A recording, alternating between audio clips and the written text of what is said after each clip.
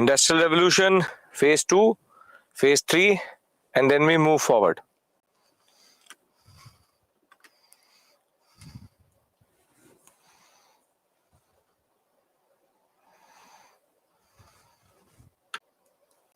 Italian words, that is why it's a little bit difficult. Other than that, doesn't really matter. You need to know the spelling. When will you, Aditya, ancient medieval art and culture, I think the morning or evening batch is coming up. I think within the next month itself, it will start. Good morning, good morning, good morning. Good morning. Industrial Revolution, phase 2. We have to just read about France and Germany. We already covered the basics. Then we have to talk about the USA and then Japan. But then the most important, social impact. And thereafter, the next agenda for today generally is we have to start with the Eastern question and the First World War, or the road to First World War. So we are now going to finish the Industrial Revolution chapter, and thereafter we'll move back to the politics of Europe, and that too specifically World War I and World War II. I think morning weekend batch Modern India from this Sunday, and thereafter evening batch Modern India from, I think, 8th November. Good morning, good morning.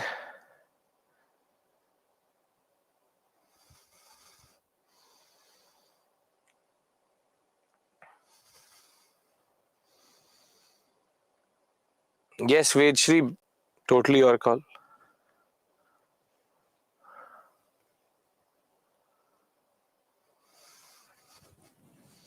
So morning batch ancient medieval art and culture, evening batch Modern India.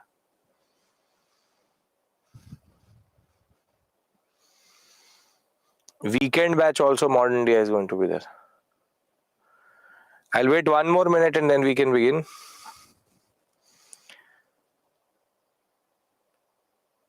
Nikhil, evening batch of world history already done.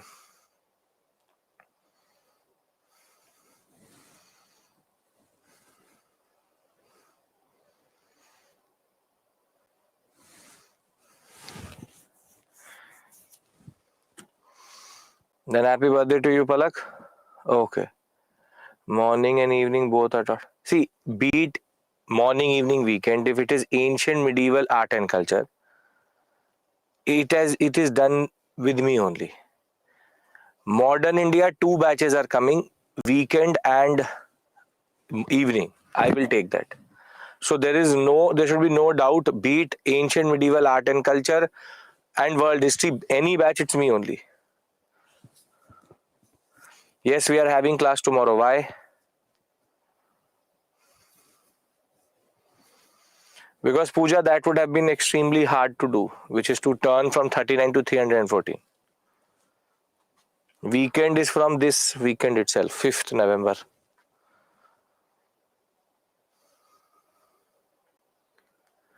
Is this Saturday last class of world history? No. I think world history goes till Monday, Tuesday.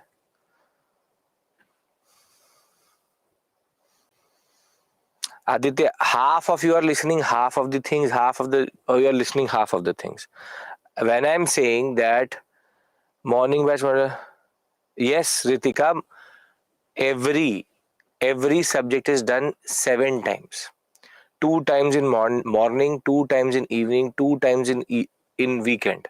So one morning batch I know Rohit sir has already taken. Now this is with me. So if you've already done it, totally your call. But simple, straightforward.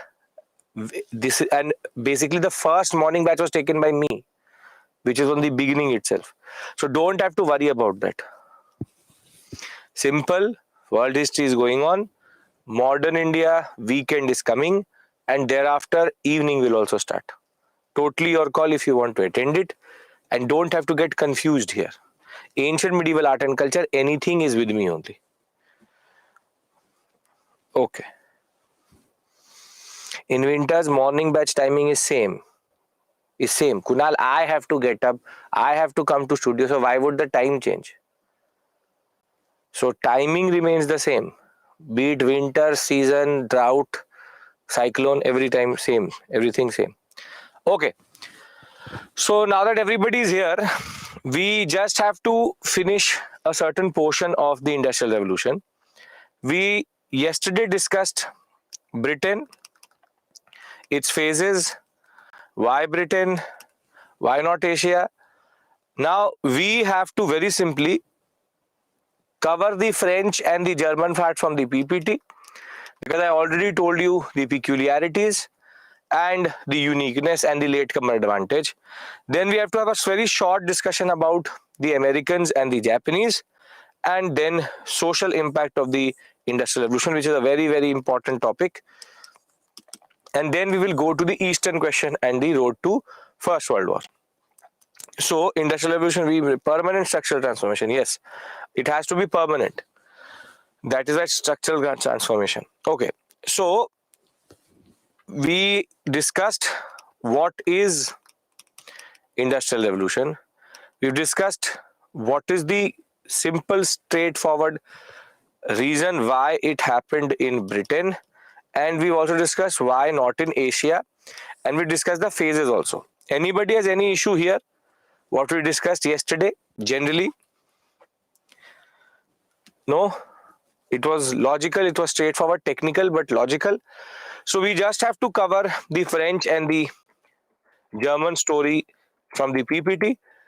So as I said yesterday, and this is a form of revision so that we revise what we did yesterday, we know that the French had developed a very unique model for their agriculture in that sense, wherein though there was agriculture, there was also little bit of manufacturing which the agriculture sector also used to do, and therefore unlike Britain, there was no division of occupation in that sense.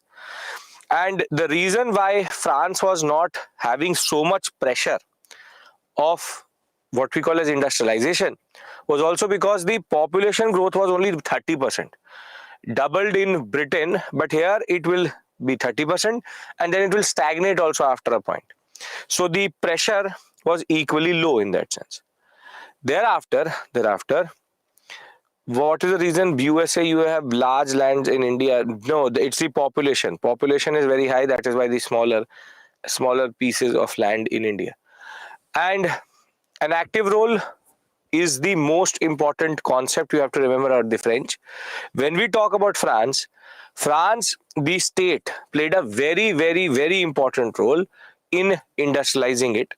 The large agrarian population also did not have a lot of push and pull factors to go to the what we call as urban sector, and they would rather go as domestic servants, coal sweepers, barkeepers, rather than going as labor. So there was no need for structural transformation at this point of time. So the way they change themselves is after looking at the power of the British. So once the British were dominating the world and developing an empire on which the sun never set, the point was that now the French saw the might of the British in their industrial power, and therefore it was important for them to do something about that. And therein basically they got a state sponsored industrialization. So they will start to increase the coal output by the 1820s, 1870s. After basically Napoleon was after Waterloo, they were getting a little bit of political stability, so they will never be fully stable till 1870. The point was there was an increase in output because the French now saw the industrial might of the British as their power and strength in that sense. But the way they did it was, don't innovate, don't go into R&D, rather you bribe the British entrepreneurs to bring in the new technology to France itself. Thereafter, they also brought in a lot of workers who could teach their workers how to deal with these machines in that regard. And the textile sector will also, in a way, later become an important sector and industrialize. But they straight away went to heavy industries, and that is what we call as the latecomer advantage. They did not need to go for cotton phase in that regard. And therefore, the uniqueness of the French experience was that there was a lot of protectionist policies which the French followed. Over and above that, there is a lot of subsidies which were given. A lot of infrastructure was made, canals, railways, gas, sailing ships, everything was subsidized by the state. And therefore, it is that state played a very important role in France. This is what you have to write if they ask you the unique features of France and Germany. And that is a more expected question because why Britain has already come. When I'll show you the previous year questions, you will realize that they've already asked that type of question. Thereafter, when we talk about Germany, we know that it did not exist before 1870, had a lot of issues within the Zollverein itself because of being one custom union. Little bit of industrialization was there within the states, 39 states itself, but that was also not very complete. And it is only after Bismarck that the Germans actually overtook and became very, very powerful as an industrial nation. Now, they also very simply focused on heavy industries, railways, coal, iron and steel, and again totally skipped the cotton phase in that sense. So simple, straightforward reason for that was because they were ready to also invest in the technology they were going to smuggle. So this is the definition of what we call as latecomer advantage. Nations that industrialized after Britain had to develop a different emphasis to complete their industrialization, and Germany did this successfully, and this was because of its latecomer advantage. Now, again, don't have to learn the outputs, but by 1870, 1890, the Germans had already overtaken the British.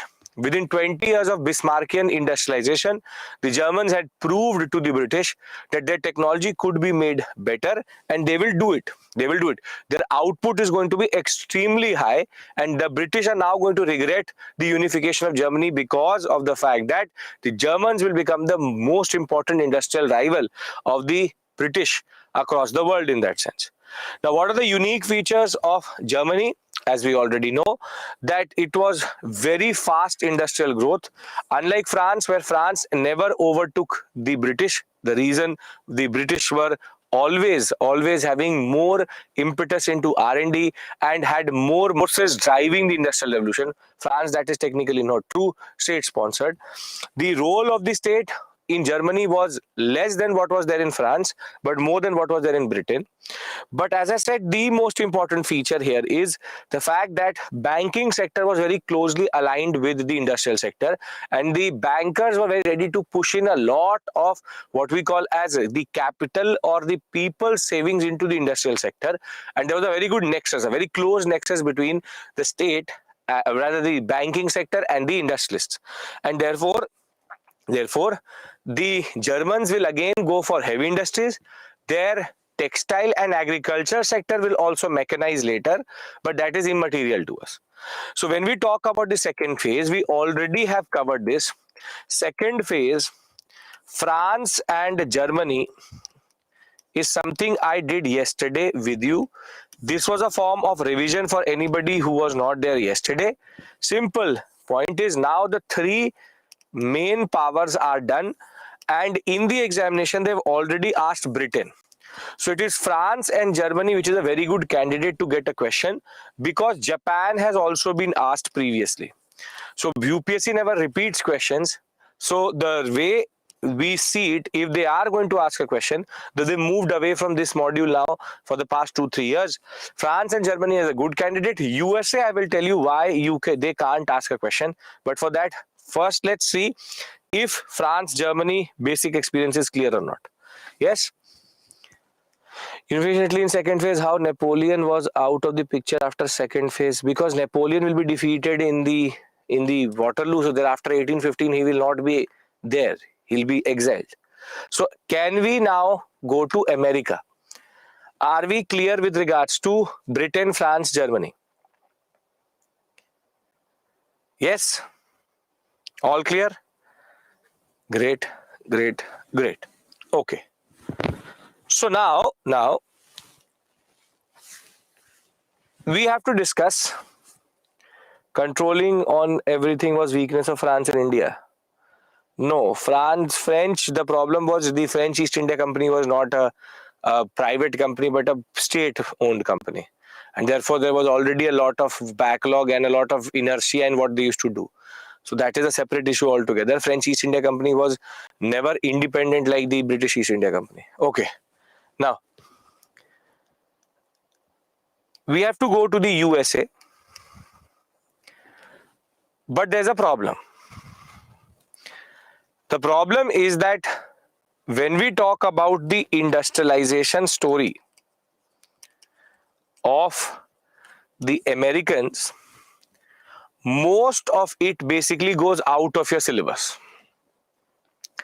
Because in order to understand the USA, we left USA in 1783 when they got independence.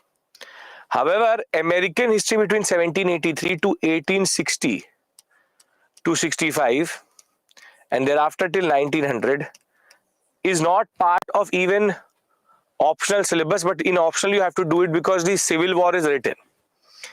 So the American Civil War is not part of your syllabus.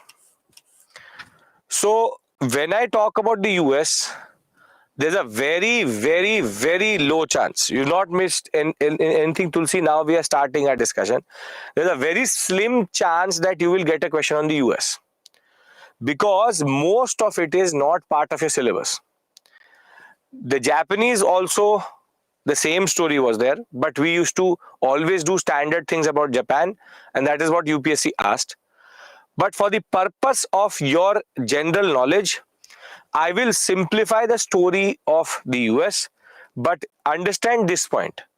The US story between 1783 and 1860 is none of your what we call as understanding based syllabus or not part of it itself. So this disclaimer you need to understand, wherein you don't have to become a specialist of American history. So I hope you understand why am I saying, because when I will tell you the story, you will realize that most of it is very specific history of America. And that is not quoted. And because in our GS syllabus, there is no mention of the American Civil War, we basically don't have to do it generally. So if we understand that the US is basically about just having an understanding of it or just knowing about it, then I can tell you the story. Because then you will ask me questions which I can answer, but I don't want to answer, because then you will ask me that how from 13 states they became 50. That is called westward expansion. There is something called a lot of internal conflict that I can't, I can tell you that, but that I'm basically teaching unnecessary things and that I don't want to do. So if you will take it on face value and whatever I tell you, I will tell you the story of it, then I can move forward and discuss it phase by phase. Yes? No, not at least build a background. I will tell you the story.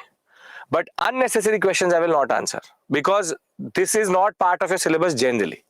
So can I talk about America knowing that 90% of the story has nothing to do with you? Yes? Okay. Now, so between 1783 and 1800, or rather let's take the period till 1815. See, America developed a certain peculiarity.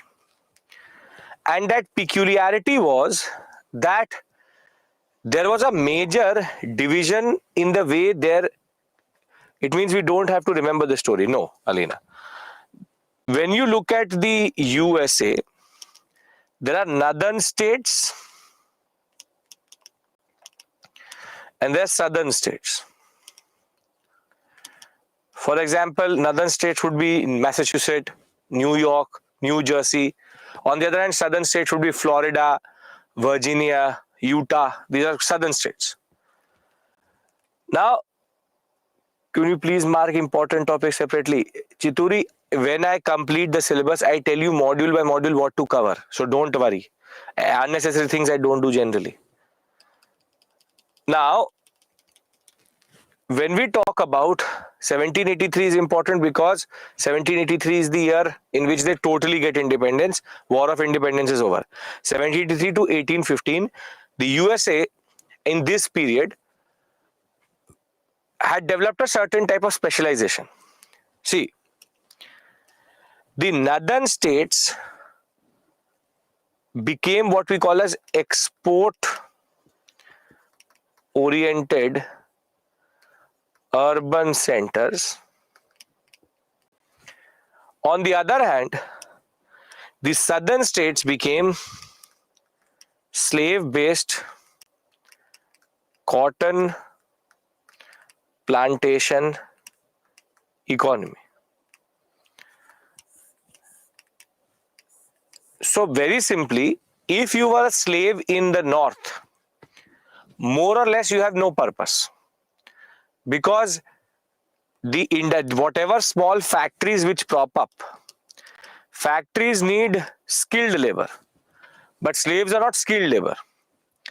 So slaves are a very important part of the economy. Slaves are very important part of economy. Whilst here, slaves do not matter generally.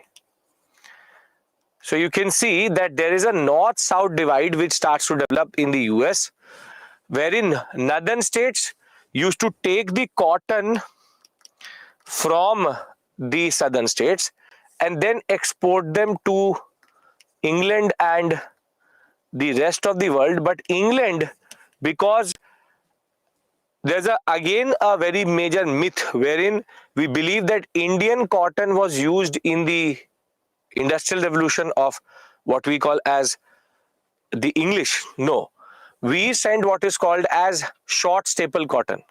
Short staple cotton is not good for machines, because when you make it into a thread, it basically starts to break very quickly. The best cotton which came in the world, or the best cotton which was grown across the world, was American cotton.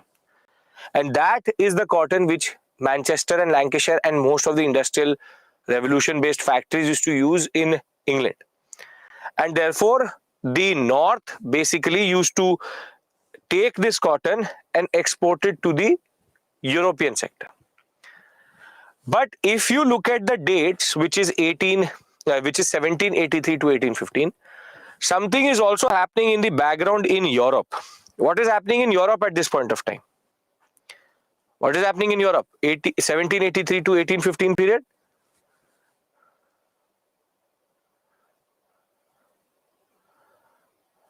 This is the same period. Very good. This is the same period of the French Revolution, the war, and Napoleon. So between this period, it would be right to say that Europe was very unstable because of Napoleon and his continental system. Even though the technology was available, the USA wasn't able to industrialize, as the trade was disrupted. So though America is actually a very resource rich, Aditya, you have to refresh. I am writing something, it's not showing. There's an issue in your server. So very simply, the USA is very resource rich, but you need technology. So the 1783 to 1815 period, the problem is that they don't have access to Europe too much, because Napoleonic wars have generally disrupted the economy quite a lot. So when we talk about the 1815 period, there is a cutoff point. There's a cutoff point. So it would be very right to say that between 1783 to 1815, the economy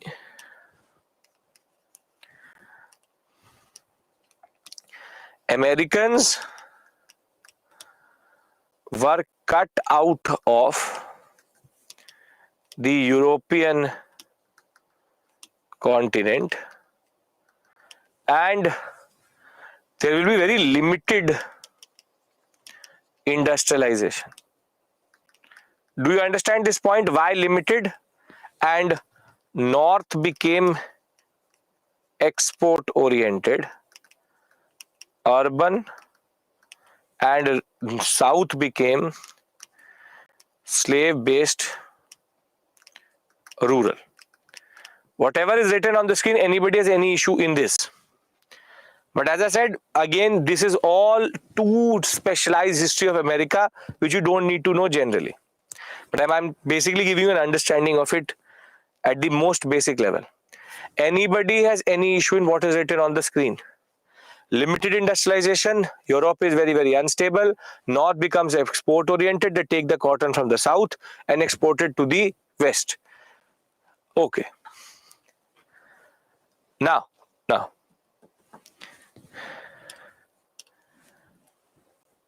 after 1815, till the period of 1850, this is the period in which Europe will stabilize.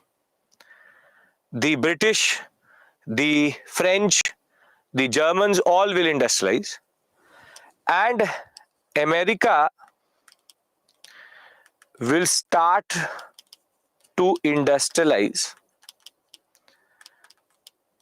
as the access to why limited industrialization? Because of the fact that Europe is fighting. Europe has multiple wars and is unstable, and you need the technology to come to America. So America will start to industrialize as the access to technology was there, but only North will industrialize. Southern states are still agrarian. It's not that they have, it's not about resources, it's about technology. If you don't know the technology, how to basically smelt iron, blast furnaces, technology was not available to them. So even though you can have the resources, the best way is to smuggle in technology. That is what France and Germany did, but Americans were not able to do it. But the simple point is, between 1815 and 1850, there's a very stark differentiation. There's a very stark differentiation between North and South. It is becoming more modern. It is becoming more industrialized.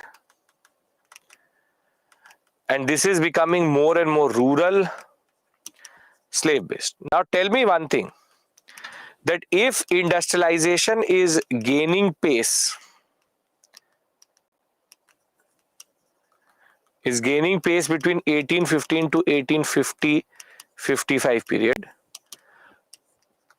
do they actually need slaves? Do they need slaves? Americans? Very good. No. North, there is no use for slaves, but South, slaves are the most important resource they have.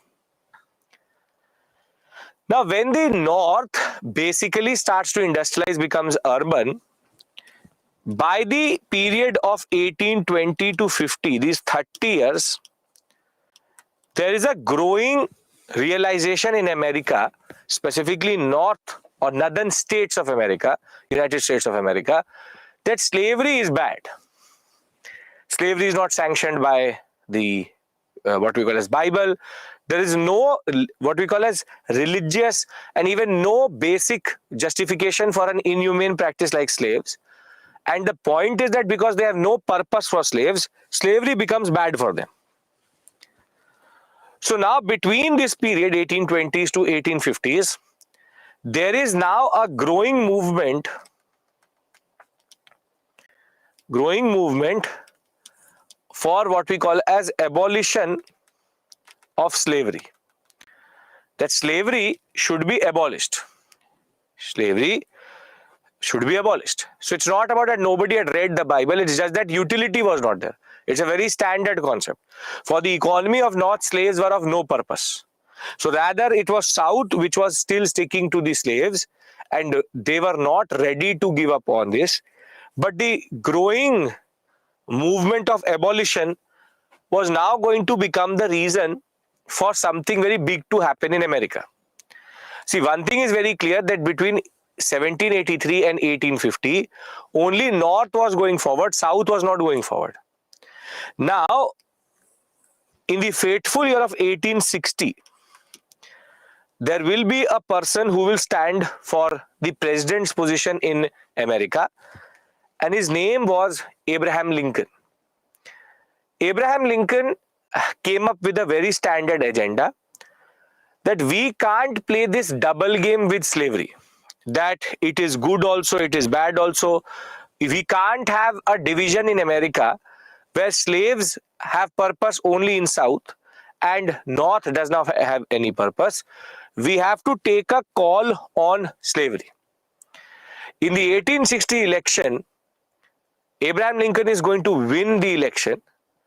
And when Lincoln is going to win the election, he will abolish slavery in all of America. But as soon as that happens, the southern states basically say that we don't want to be part of this America, which cannot honor the most important resource we have, which is slaves. And therefore, eight states of the southern American sector, because there's a difference between the federation we are, which is we are a holding together federation, rather America is a coming together federation.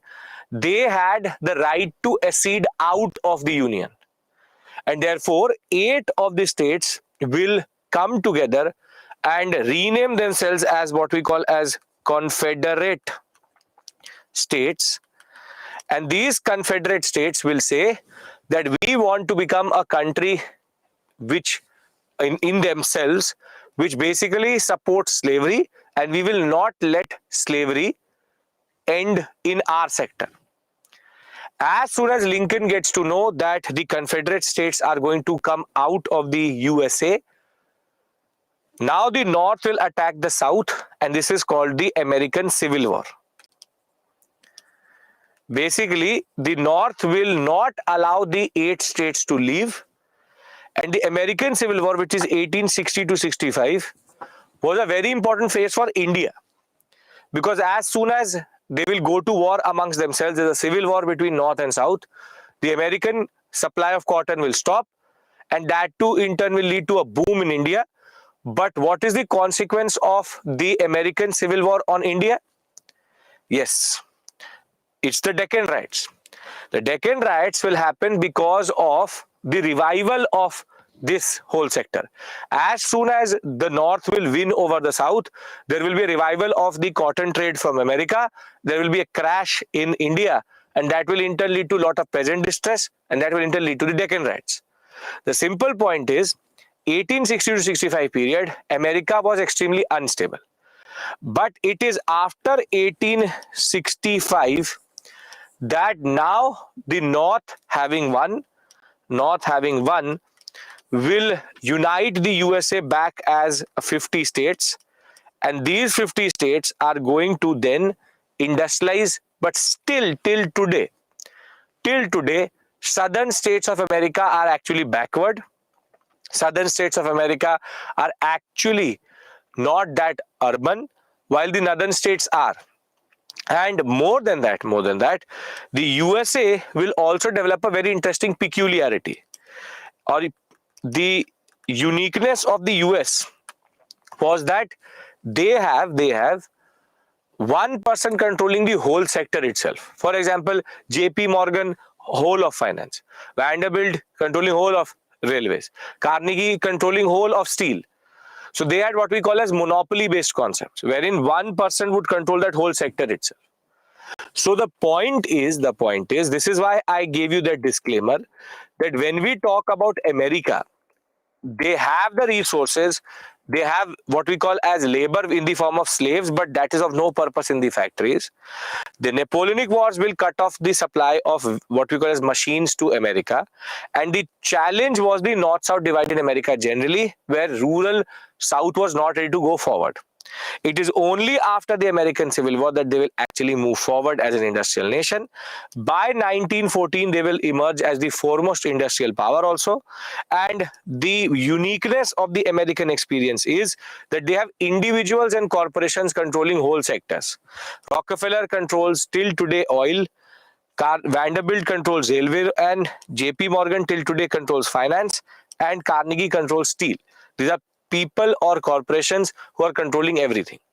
Now, after listening to this story, do you now believe in what I was trying to tell you, which is that there is no point in asking about America, because there's a lot of out of context, out of syllabus discussion which I've done with you. So now you know the American story, so you don't have to worry about it. But I would like to go to Japan and rather discuss Japan quickly, to discuss the impact of the Industrial Revolution, which is the most important discussion we have today, after which we'll move to the Eastern question. So does anybody have any issue in what is Industrial Revolution? Why Britain? Why not Asia, France, Germany, the US? Sir, learn all those names in the... Anshu, you don't have to learn it. Don't worry. Anybody, any issue? I need everybody's assertion, then we move forward.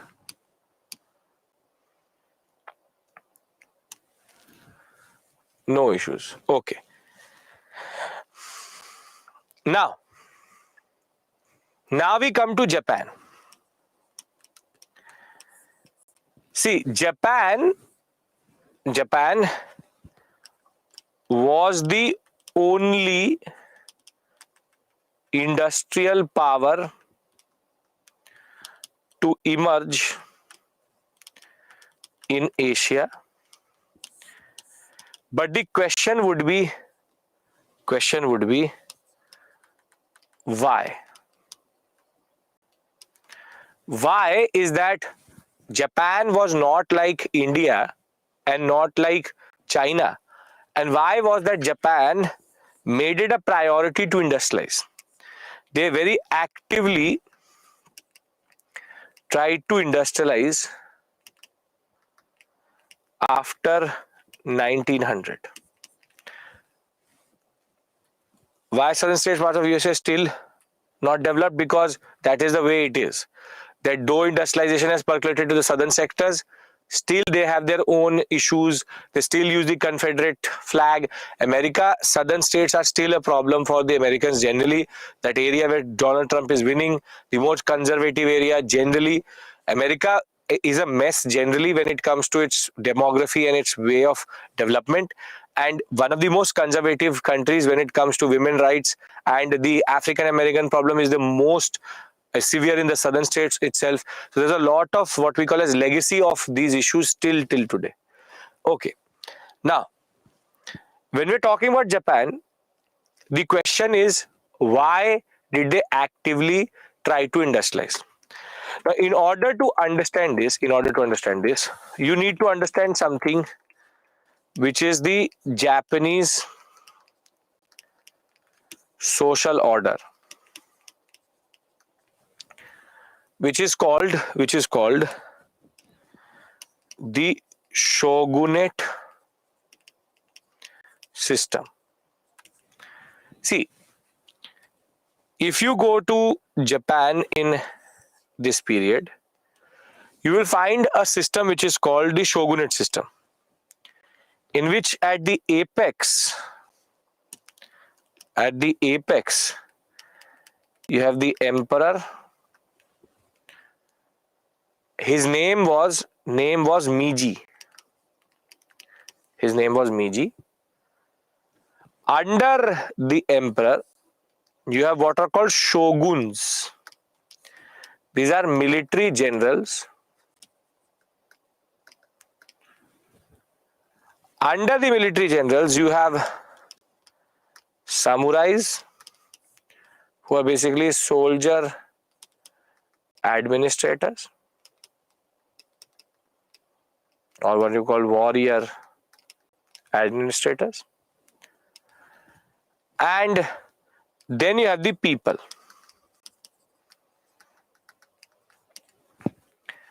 Now, the problem of this system is that power is concentrated here.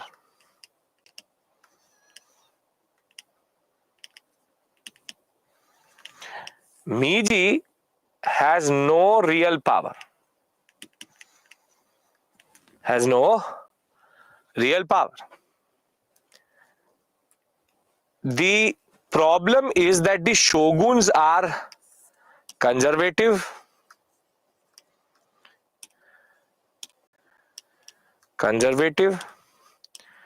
and do not want change.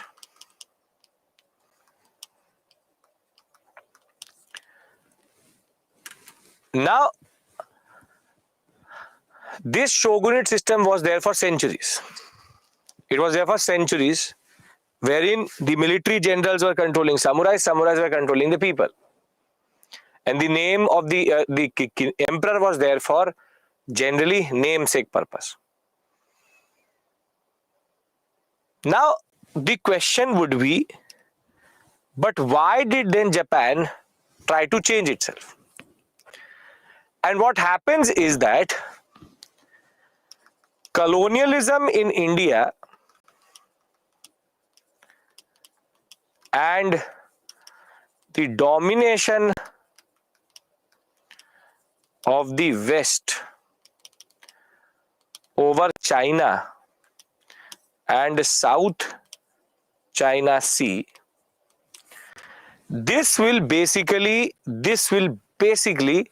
create an alarm bell. So the Japanese were able to see something, that if we don't change ourselves, our fate is also going to be the same thing. Which is that if we do not change our orientation, they were able to realize that the power of the West was in their industrialization. So basically, the Japanese were learning from India and China's experience.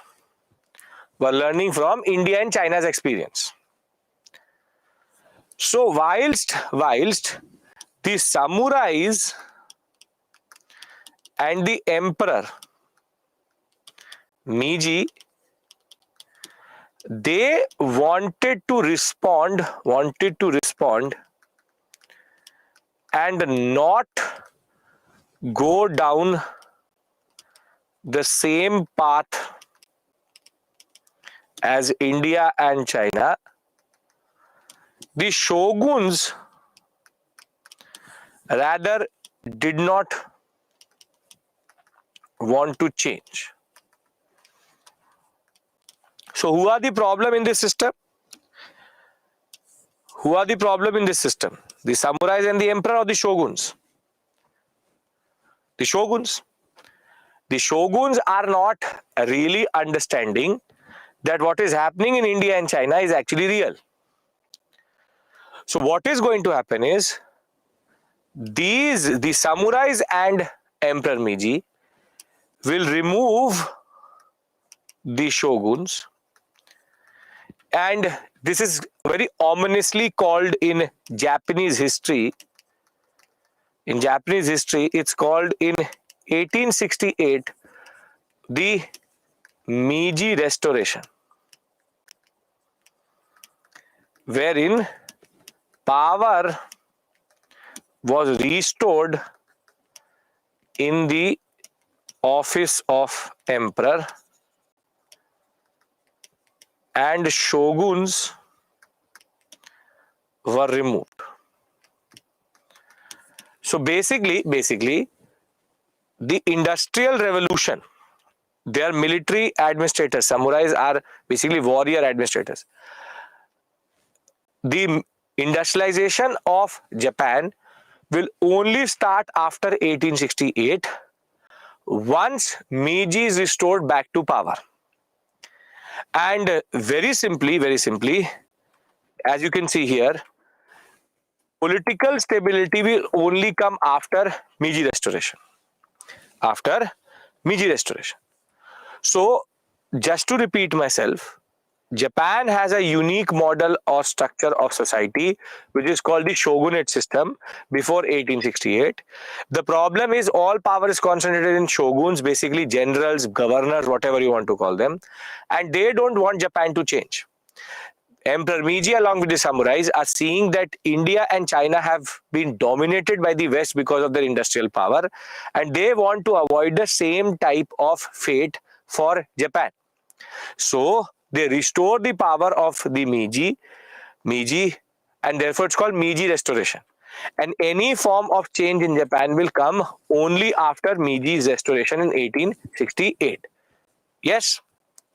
Is this clear?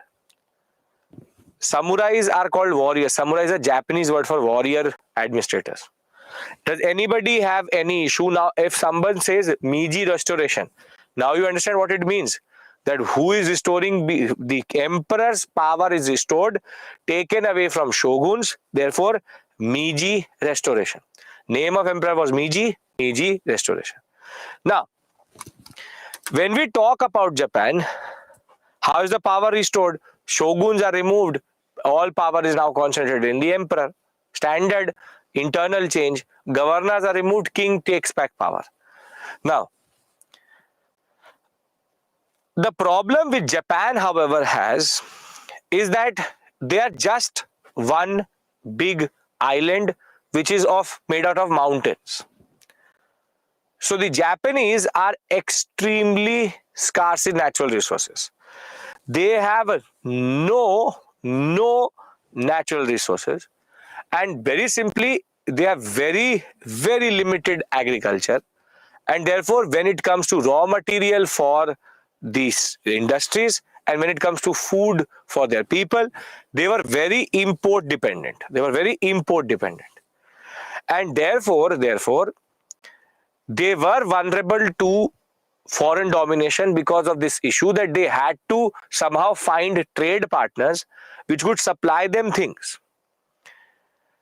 Now, the Japanese, however, use this thing to their advantage, which is that they knew that they have no resources. So the West will look towards Japan a little bit late. And in that period in which the West was dominating China and India, they will industrialize. And what the Japanese will do is that they will take a lot of deep, what we call as concern, in sending their children to the USA, to the UK, to learn technical education. Which is that technical education was a very important thing which the Japanese could inculcate into their children, and a lot of Japanese students were sent across the world to learn what is engineering. However, their most interesting case is what is called reverse engineering. See, nowadays reverse engineering is something which China does quite a lot, which is to get this pen, buy this pen from you, then look at how it is made and then make it themselves. But this was basically not something which the Chinese started. The Japanese were the first one. What they used to do is that they used to pour in a lot of money, get the machine to Japan, and then understand the machine. They used to deconstruct the whole machine with part by part. And then used to say, okay, what are the changes we can do, improvisations and inventions we can do in certain areas, but let's try to reverse engineer everything. Let's not import every machine which is there. So what they do is that they start to develop what we call as very efficient machines. And that is why till today, if you take iron ore out of the Jharkhand sector, send it to the TISCO plant, they will use that same iron ore to produce, for example, 500 rupees worth of, or what we call as 500 rupees per meter steel sheet, for example. However, if you give the same ore to the Japanese, They will take that ore from a port from India, go take it to Japan, process it, and bring back that iron sheets to India, and they'll be able to sell it at 300 rupees. Their machines are extremely efficient and are very, very resource efficient in that regard. So the Japanese knew that they could not waste resources, so their machines also reflected that. But the most important feature of the Japanese experience is something called zaibatsus. Zaibatsu is basically business conglomerations, which are business corporations given cities to develop industries and whole industrial townships around them. An example of this would be, for example, Jamshedpur in India, wherein you have the Tata Tisco plant and everything else around it has been developed around the plant itself. So the Zaibatsus, for example, Honda is not a brand, it's a city. So there's a Honda plant and that whole city is called Honda. The same way you have Mitsubishi, Yasuda, Yokohama tire manufacturer. Yokohama is actually a city. So what they did was that they used to develop one plant and that whole city used to come around it. So this corporation used to manage that city itself and the needs and the way everything was geared towards the factory itself. So the Japanese knew how to, with their discipline and work ethic, how to use the limited resources which they have to develop their own industrial experience, and by 1914 emerge as a major industrial power and the only industrial power in the what we call today as the Asian sector. So since yesterday we've discussed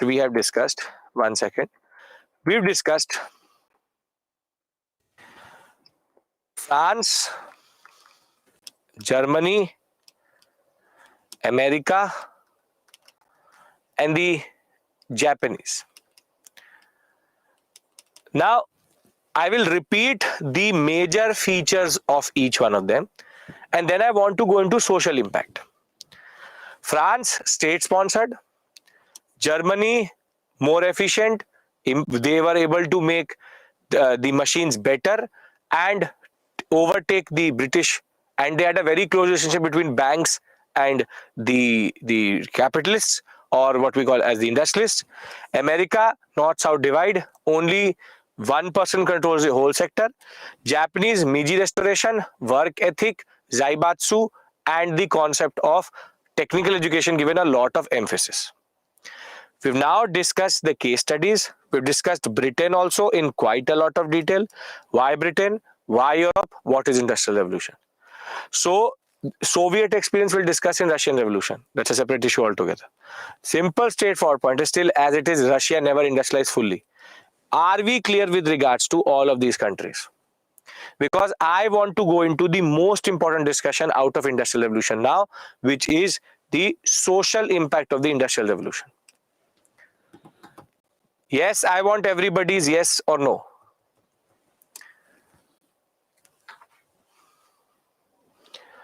Yes, when I say America, I'm talking about the USA. Yes. Why Industrial Revolution so late in Japan? Because again, they did not have access to technology.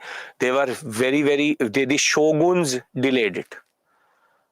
Okay. Now we move to a question which has been asked again in multiple times, which is the impact of the Industrial Revolution. So let's discuss these concepts. See, now please pay attention. This is something very important for you to understand and very, very interesting in a way also.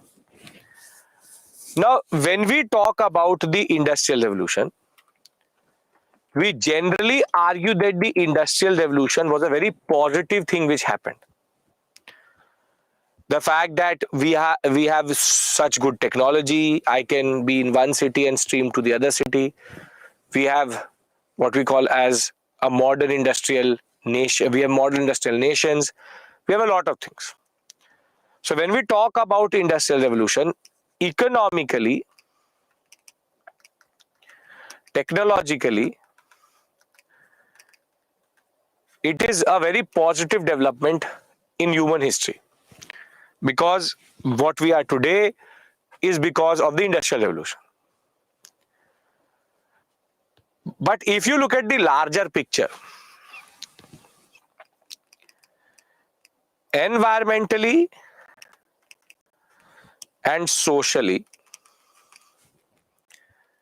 and for us as Asia, as colonial colonial, rather we'll say colonies,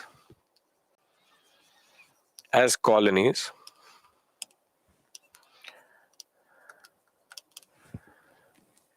it was one of the worst event which could ever happen. Worst of the worst. All issues on planet Earth, climate change, global warming, is because of the Industrial Revolution. These Western powers indiscriminately put in millions, billions or tons of carbon into the atmosphere. There were no protocols at that point of time.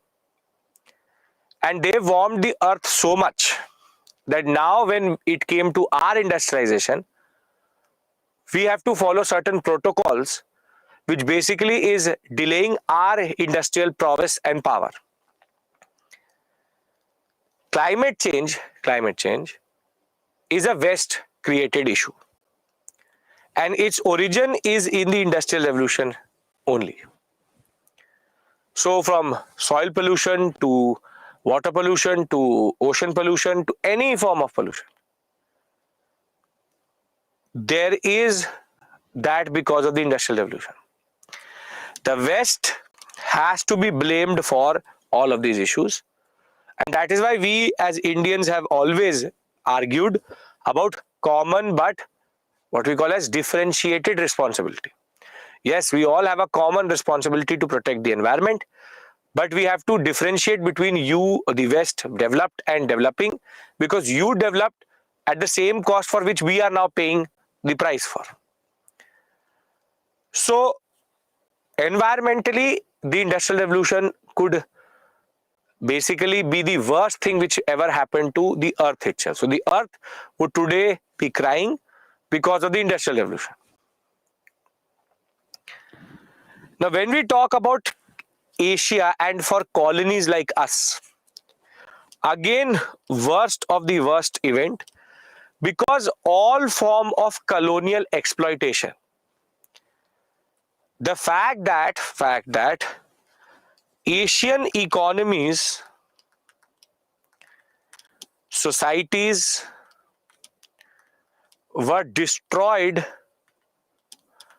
to make the Industrial Revolution work. Which is that until unless they did not deindustrialize us, there was no need for Lancashire cotton or Manchester cotton.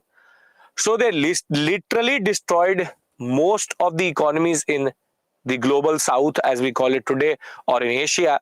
And thereafter, they filled it up with the Industrial Revolution based demand. So this economically plus point is only for the developed and colonial powers. For countries like us, nothing. So if we talk about colonies and colonial exploitation, the simple straightforward point is that because the Industrial Revolution was based on market and raw material, colonies were very, very important.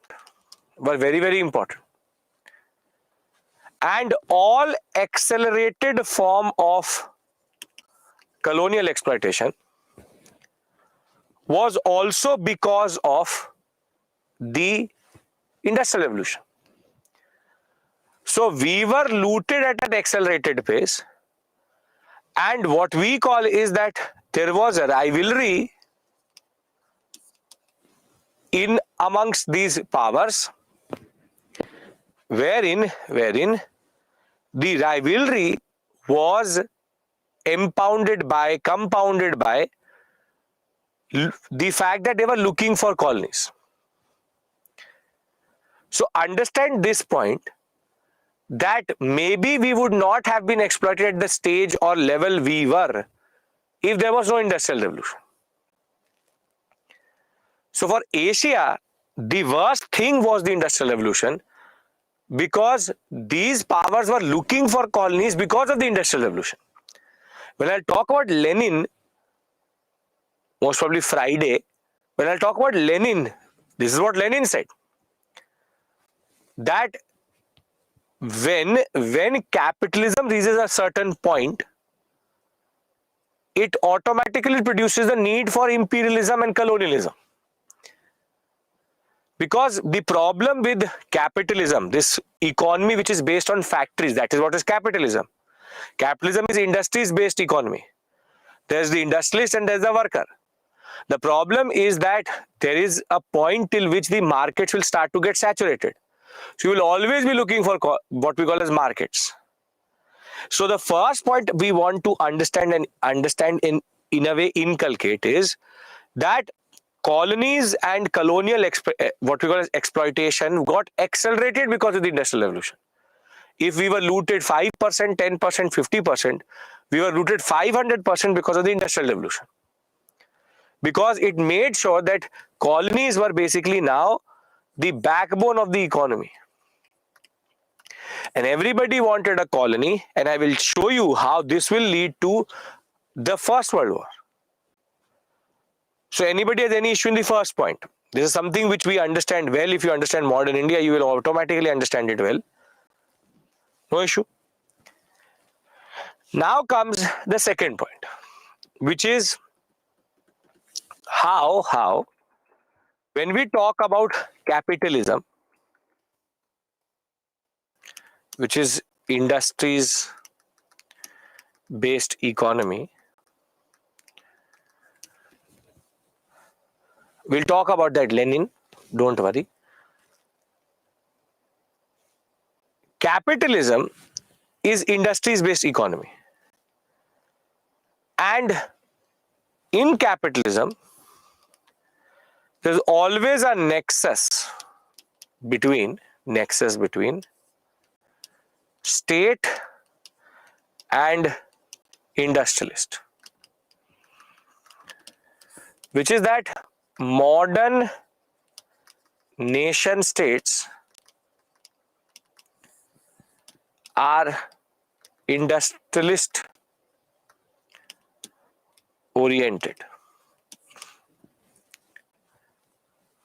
Very simply to say that the government works for the industrialists, not the common people. This again should not come as a shock to you.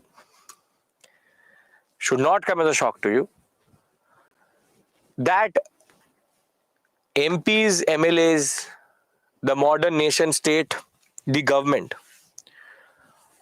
they embody the interest of the industrialists. They don't embody the interest of the people. Vechi will talk about that. That's a separate issue altogether. We're linking too many things up, but I don't want to pick that up right now. The point is that in a modern context, the state industrialist nexus is again a major issue. That when it comes to any policy, the first thing which is seen is that does it impact the industrialists? Then come the people. So this point should not be something new. That and there are multiple movies, there are multiple novels, there are multiple adaptations to this concept, that The for winning elections, you need money. The people who have the money is the industrialists, and therefore they all embody the interest of their own industrial backers, or these big people who have a lot of money. Nexus means relationship, which is a relationship between the state and the industrialists. The modern nation state is capitalist and not a workers oriented or people's oriented government. As much as it may seem very weird, we all know it. Yes, no? Yes, no? Yes, okay. If you agree to disagree, that's, if you don't agree with me, you can always write that point. That's a separate issue altogether. I would love to discuss it with you. Don't worry about that. If you don't agree, you tell me. Okay. Now comes the third point. And the worst impact till now.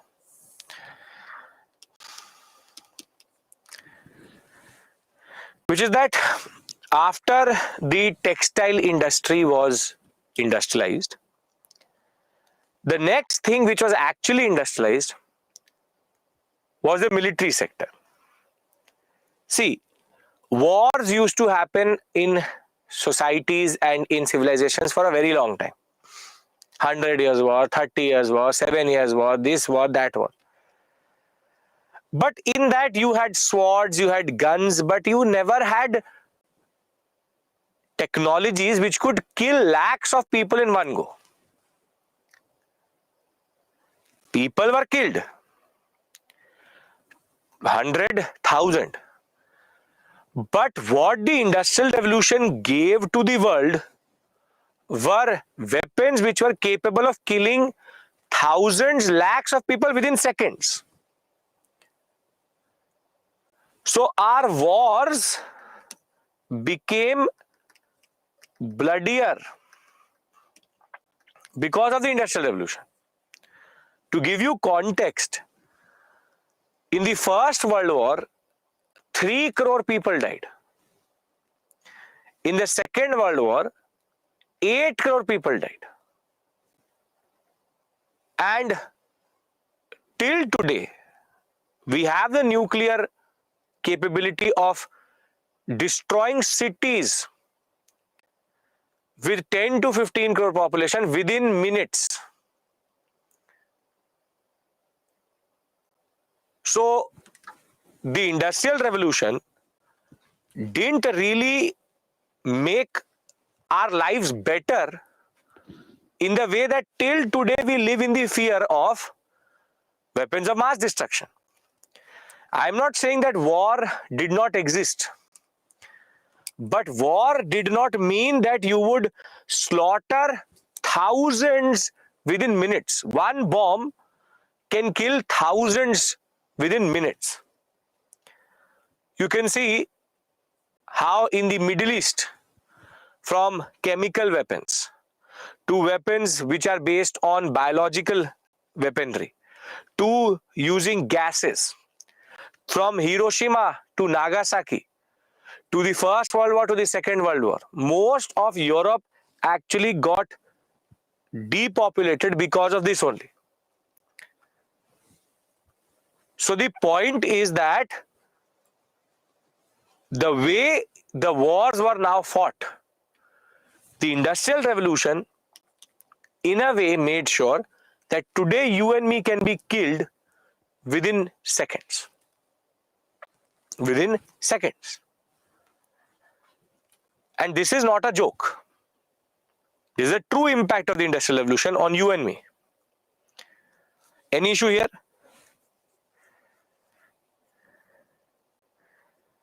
Shreyank will talk about that. You're talking like Marx. We will talk about that. Now, you have to keep it for deterrence. Sure, I'm not saying that India should destroy all its nuclear weaponry. But why you need deterrence is the fact that because Industrial Revolution allowed us to create the nuclear technology. So it's not about the after effect. We can't change it. But the genesis of this issue is in the Industrial Revolution. Try to understand. I'm not trying to tell you this is not the solution. This is the cause. If anybody has any issue in the first three, capital formation is money. Money getting concentrated. I'm coming to that. Capital formation. Money formation. Capital is money which has productive resources. Okay. Now, socially, the impact of the Industrial Revolution is even worse. And I can very successfully say that the worst thing to happen to humanity socially was the Industrial Revolution. See, what the Industrial Revolution created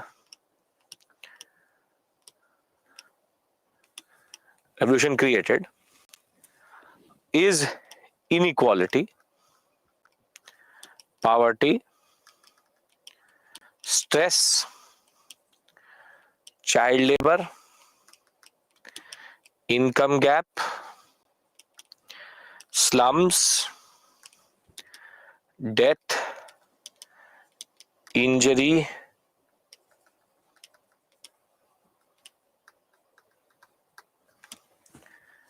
have and have-nots,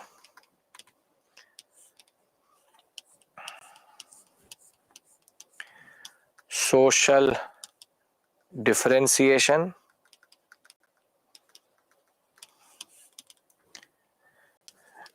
gendered impact,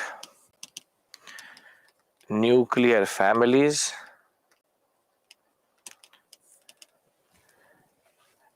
disease, exploitation, everything. No, that is again not true, Deepika. It's not the greed of man, it's a properly thought out industrial revolution. See, any issue which is there today socially is because of the industrial revolution. Industrial revolution creates haves and have-nots, which is that in India, and I'll give you a very simple example. There are certain people who can buy or will buy and are buying one ticket for a match for 15 lakh rupees. 1.5 lakh. Corporate boxes go for 75,000, 1 lakh, 2 lakh rupees. People are finding ways to spend money. 4 crores worth of Mercedes Maybach they buy. And it is in India itself or in across the world you will see, for 10 rupees people shoot each other. 100 rupees, 10 rupees, 50 rupees people kill each other. There are two social realities in this world. One, people who are basically the modern Marie Antoinettes, who have never seen what it means to earn a life, what it means to go to work, what it means to be 9 to 5. And there is one different universe in which people are working and working and working, and they will die working only. You all would have seen it. You may be a part of it. I'm a part of it. Everyone is a part of it. We all do what we are doing because we have to go up the economic ladder. But you tell me one thing. You work 24 hours, every minute you work. Will you ever be able to match the people I'm talking about? Will you ever be able to match the people? Never. Never. Because they don't gain that money from work. They gain that money from the economic system which they control. All forms of slums, unplanned development, child labor as a concept was developed during the Industrial Revolution. Because these looms, what used to happen in these machines, threads used to get entangled. So you need small hands for it. Children were sent inside machines to go and find where the thread has got entangled. And that is free work. Poverty in the world is because of Industrial Revolution. Because it has given somebody, a lot of money that is based on the exploitation of the other. Some people don't know where they will get the money for the next meal itself.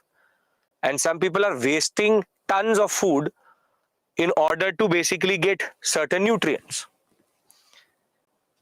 Social differentiation, social classification, social division based on economic power and economic potential, all is this. This was never the case. Never the case. It's not that in India there was no poverty ever.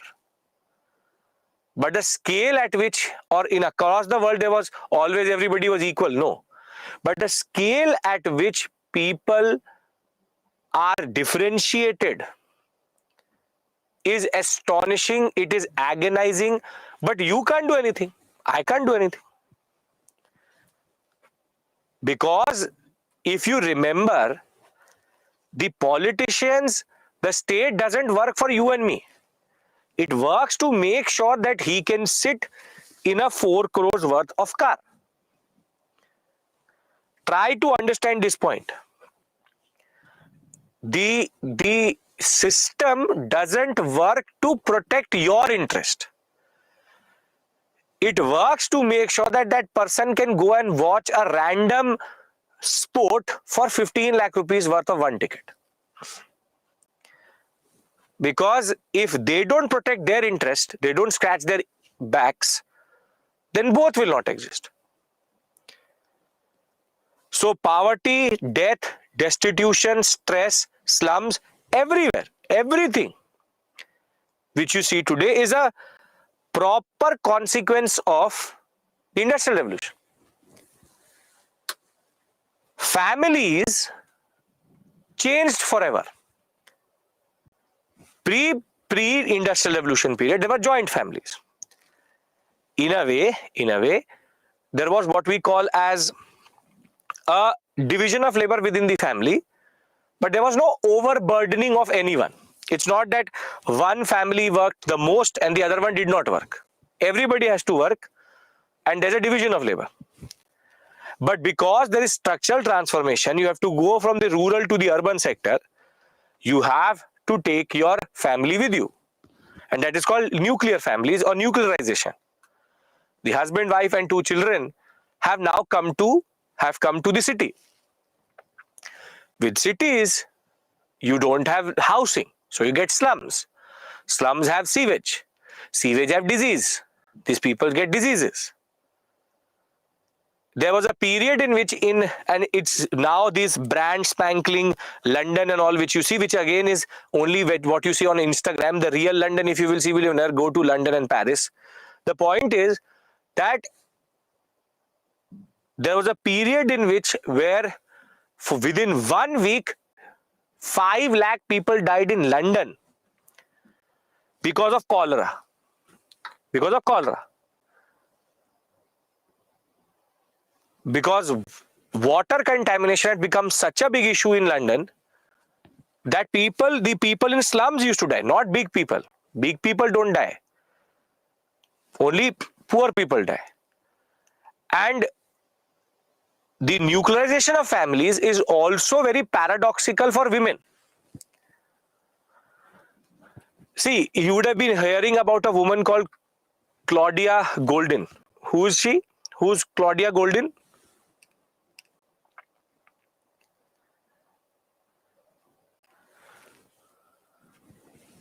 Yes, she's got the Nobel Prize in economics this year. See, there was a major understanding that the Industrial Revolution gave women a lot of access to jobs. Now, her research has actually proved that it is the other way around. Until and unless the tertiary sector did not rise, the industrial sector actually alienated more women. They were getting less and less jobs because the jobs in the metal plants, the heavy industries were not ever catered towards the women itself. What is called the U-shaped curve. That they had more jobs when it was agriculture. When it came to industrial revolution, the lowest number of jobs were given to them. Only when the tertiary sector came, their jobs started to increase. Now, this is the gendered impact. More than that, it created burden on women quite a lot. See, a husband becomes a worker, and then when he comes back, he becomes a husband again. But a mother, sister, and wife will always remain a mother, sister, and wife, whatever her role is. So it created so much pressure on women that they were not able to balance work and life. And therefore, they had no other option but to leave jobs. So when I talk about the concept of social differentiation, when I talk about nuclear families, family labor, destitution, women in public and private, when I talk about poverty, inequality, everything which you see in the world today is basically the industrial revolution impacting you and me. Now I want to discuss a point which is above and beyond all of this, but the social impact which I told you, you have the capability of understanding this and also elaborating on it if needed. Yes? Because I want to give you an understanding here that everything which you see around in India, in across the world, is all based on industrial revolution based social differentiation, social inequality, social power, the way poverty and inequality is perpetuated. Understand this point that capitalism is an inherently exploitative system. It can only work if it takes things out of one's pocket and puts it in the other one's pocket. Right? Okay. Yes, I've given you essay level understanding. Now I'll give you something even more interesting. But it is not too extreme view when you talked about nexus changes in partiality. You find it that is capitalism speaking through you. If you really think that the nexus between the state and the industrialists don't work, test the system. Test the system. You check it out. Try to do something which impacts the industrialist. You will see how there will be so much. As an IAS officer, I'm giving you an example. You will become an IAS officer. When you become an IAS officer, pass a policy which impacts only the industrialists. Your seniors will not sign on it. What will you do? It's a system. Capitalism is in the system itself. Modern democracies work through capitalist model, and capitalism can only survive when there's a nexus between state and industrialist. World War I and World War II is nothing but capitalism trying to find a solution for the issue itself. So don't worry. It is, you will see it yourself. Crony capitalism, nation states, all is like that only. Now I want to come to something which you don't realize, but industrial revolution till today impacts you. Can I discuss that point? As of right now, it is impacting you. You have no idea. You have no idea. As of right now, every child born into this world right now is getting impacted by the industrial revolution, and you don't know it. Can I discuss that aspect, what we call the concept of industrial time? Okay. Now tell me one thing. It is what? 7:25 and 31st October 2023. Except for the clock, digital device which you have, is it written somewhere in the sky, in the leaves, pedo ke andar, on the animals that it is 7:25? It is 7:25, right? But where is it written? Is there an Akashvani which tells you 8 p.m., 5 p.m., 8 a.m.? yes, you're saying, okay, the sun tells us. But when the sun projects a shadow on anything, it says, yes, shadow equals to 12 a.m., 12 p.m. You have tried to interpret the shadow, but the sun, does it say that it is 7:25 a.m.? What I mean to say is, time is a man-made concept. If you don't understand this, understand it that time is a man-made concept. See, you would have grandparents, you would have parents who follow something called the geological time. See, geological time is the concept that your grandparents will get up at 4 a.m. automatically as soon as the first blue color of the sky comes through at dawn. They will work throughout the day, and as soon as it will go, the sun will go down dusk, they will automatically sleep by 7:30, 8. Even 6 o'clock people sleep. You would have for sure seen your grandparents, your parents, old people till today follow this, that they will get up as soon as the first light will come, and they will sleep very early because for them the day is over. Because they follow what is called as geological time. The sun is up, they are up. The sun goes down, they are down. But the Industrial Revolution, the second most what we call as manufactured commodity was the clock. Because Industrial Revolution needed time as a commodity. Now tell me one thing. Can you touch 7:28? Can you touch this time? Can you touch time? Hold 31st of October 2023 for me in your hand. Can you touch time? So it's an intangible concept, right? It's an intangible concept. That it does not have form.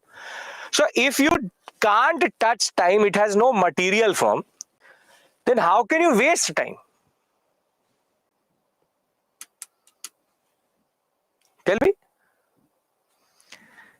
If you can't have material time, then how can you waste time? How can you waste time? You waste something when it has material form. Now, industrial time, this 24 hours, 7 days a week, 365 days, was created in the 1750s properly. And it was created properly like this because the industrialists needed to give money by the hour. But if there is no concept of hour, how will you pay money? So, the commodification of time was done during the Industrial Revolution period. See, time doesn't stop. At 6 a.m. I will start to speak. At 9:30 I will automatically stop. Time doesn't stop for you. Time does not stop for anyone. But the point is, haven't we made time? Try to understand this. It's a man-made concept. So how is that something which we created is now dictating us? Time disciplines. And the most important institution which teaches you the importance of time, all of us go there, is what? Can anybody tell me?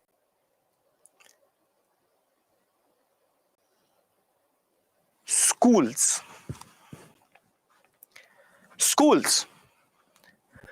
You tell me one thing. You are hungry at 8 a.m. in the morning. When will you have that food? Lunch time, recess time. I am hungry at 8 a.m. No, you will only eat at 11 a.m. When the clock tells you, you eat. People were basically controlled through time. Controlled through time. And till today, I'll give you a very simple reason why it impacts you. Leisure equals to useless. Yes?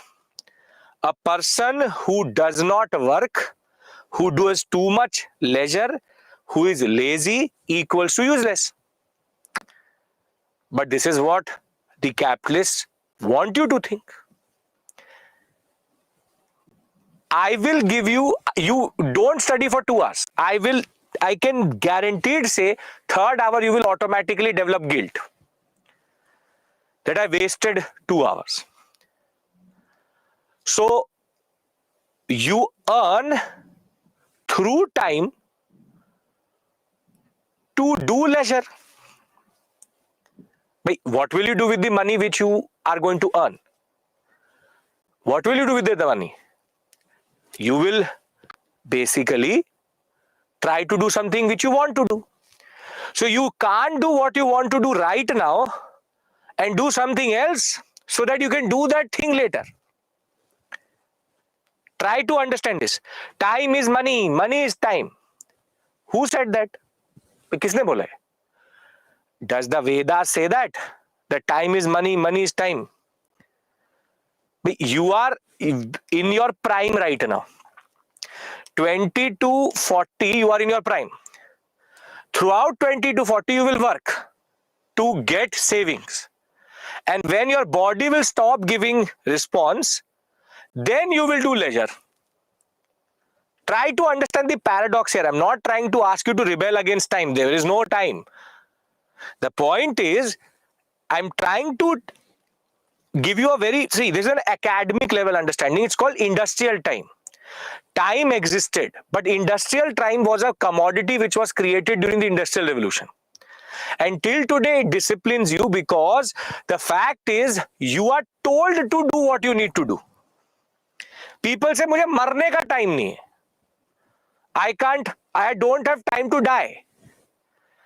What have we so created that we have it also, we don't have it also? The simple point I'm trying to argue is, you may know it or not know it. As of right now, you are getting impacted by the Industrial Revolution. It's not in a distant past that the Industrial Revolution impacts you. Right now, it impacts you. Doesn't mean that you close your books and say that I will rebel against time. The problem is, the capitalist system doesn't work like that. The system is like this. It will always be like this. I'll give you a very interesting thing. Food has to be now fast. Why? Fast food. Why? When you will ever see old people eat, they enjoy their food. We have no time. But food has to be fast. Fast food. So, Industrial Revolution changed our dietary habits also. There's no time for feasts. There's no time to savor the food. No. You eat because you need energy. I live for only getting the energy so that I can put in that energy and basically gain something else for someone else. So, eating less calories. I'll give you a very simple example. If you've ever seen, if you've ever put in labor at your house or your parents have, if you ever ask labor that do you want to eat something, they will always say one thing. They will say, no, aap chai pila do, that you give us some tea. They will be very eager to drink tea than to actually eat something. And the reason for that is, and the reason why tea became such a very big commodity across the world at this point of time was, tea does two things. Tea has sugar, which gives you calories. But if tea as a commodity is seen, tea actually kills hunger. भूख मारता है. So the labor basically is drinking tea for two reasons. So that he doesn't feel hungry and he gets the calories he needs to work also. What I mean to say is that what is this what we have created or what the Industrial Revolution has created? A time which you can't hold but you can waste. If you can waste something, you can save also. So where is that saved time? Give it to me. Give it to me. That saved time, give it to me. So you can't save time, but you can waste time. You have to, only if you work, you are having a worth. If you don't work with time, you are useless. That is why I always say to my students, if in a week you watch a movie, it's not a crime which you are doing. Not that you binge watch whole of Netflix. Every day listening to music for 15 minutes may be a very good stress buster. But you have to integrate that because somebody has taught you that if you actually try to de-stress yourself, you're doing something bad to yourself. That feeling which you have inside you, which tells you that no, you are wasting time, you will be worthless. That is not you or your parents or anyone else. It is the capitalist system, the industrial revolution speaking through you. So very simply, I'm not asking you to rebel. This is a conversation to tell you one simple, straightforward thing. Time disciplines. But industrial time was created by the Industrial Revolution in order to basically create a regime in which you work by the hour. See, no one cares how much you work in that hour. No one cares. But you have to work for an hour. Whatever you in that hour doesn't matter. So you don't work better. You work, that is it. So bringing everything together, what I am today, what you are today, how we are conditioned, is all the Industrial Revolution has done to us. From changing our dietary habits to basically giving us a clock which ticks and does not stop, it has created social inequality, it has created poverty, it has created haves and have-nots, it has created death, destruction of human existence, it has made sure that this earth will be inhabitable in the next 100 to 200 years. We have to basically now buy water, and if you will actually realize one thing, that we are the only species on this earth which pays to live on this earth. Does your dog give you rent? Does the elephant and the tiger in the national park gives you rent?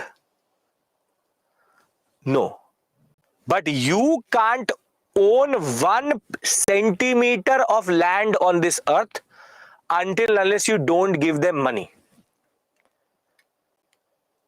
So try to understand this point. Footpath pe bhi nahi sone denge. That is the level of destitution we have created. And the best example of this destitution is America.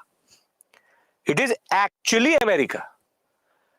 America today has a housing crisis, has a very big homeless crisis. Lakhs of Americans sleep on the road because of how capitalism has destroyed their economy. So understand this point. Fight the system, work. You will never be an industrialist. But the person who has to, you would have seen a lot of influencers say, जब तक पैसा सोता हुआ पैसा काम ना करे तो ऐसा पैसा कैसा? That when you are sleeping and your money is not working, then what is that type of money? I am also sleeping, my money is not working. The money works for the people who sleep are the industrialists. They sleep and they get passive income. We are running to get active income. But they have active income also, and they have certain people say, I don't work for money, I work for this, I work for that. You take one loan from this system, they will come to your house, take you and everything you have with them. And there are people who have taken at least 10 lakh or 20 lakh worth of loans, meaning value of people, and they've run away and nobody has been able to catch them. So the point is, before I end the Industrial Revolution theme, this is the last thing which I say, because we have to now go back to the First World War. Eastern question when we come back from the break is that understand this point. Don't think that the Industrial Revolution is a very distant thing. Industrial Revolution is a continuous process. And nobody's asking you, Lucky, about this in the examination. And don't now start to become a Baba and say, I have given up on time. I'm not asking you to give up on your dream. Unfortunately, you have to work within the same system. You have to work in it. You have to fight it. And you have to become an IAS officer. That is your dream. That is why you started. I'm not asking you to give up on the aaj view and go. Say this to your parents. Time is money, money is time. And tell them this industrial concept of time. First thing they will say, become an IAS officer and then tell me this concept. So time management is important. We have what we have as a system. But I am trying to tell you something. This is totally academic level. It's a conversation I used to have with my university students, which is that don't think that things are in the past. History impacts you even today. Your way of living, your way of looking at yourself, the way of how we conduct ourselves, what is considered acceptable and not acceptable, everything has already been set by the capitalist order, and I will show it to you through world history. The point is that capitalism will never lose. Capitalism will never lose. And Hitler, Mussolini, First World War, the USA, Cold War politics, nuclear bomb, all have been created to protect that order which speaks through you and me, which is capitalism. So try to understand this point, that time is something which was commodified as the first thing which was basically made into a commodity. And time was never like that. Done. This is not Astha channel. I'm not trying to give you a pravachan here. But what I'm trying to give you is an example of the impacts of the Industrial Revolution. Right? Okay. So we take a break here. When we come back, we go into the Eastern question. So 10 minutes.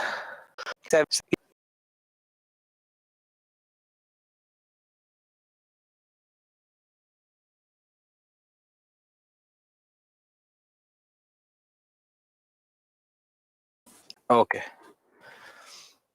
So when rigid system, monarchy rules, feudalism.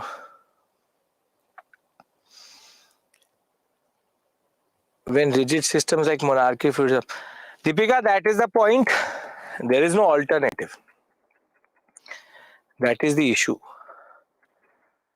Monarchies and were based on. We have gone into a social contract to create this also, right? It is the point, na? You and me have created it. It is a rule by consent. You vote a person to create this system. So then how will you destroy it? That's the point. If I'm trying to fit into system, then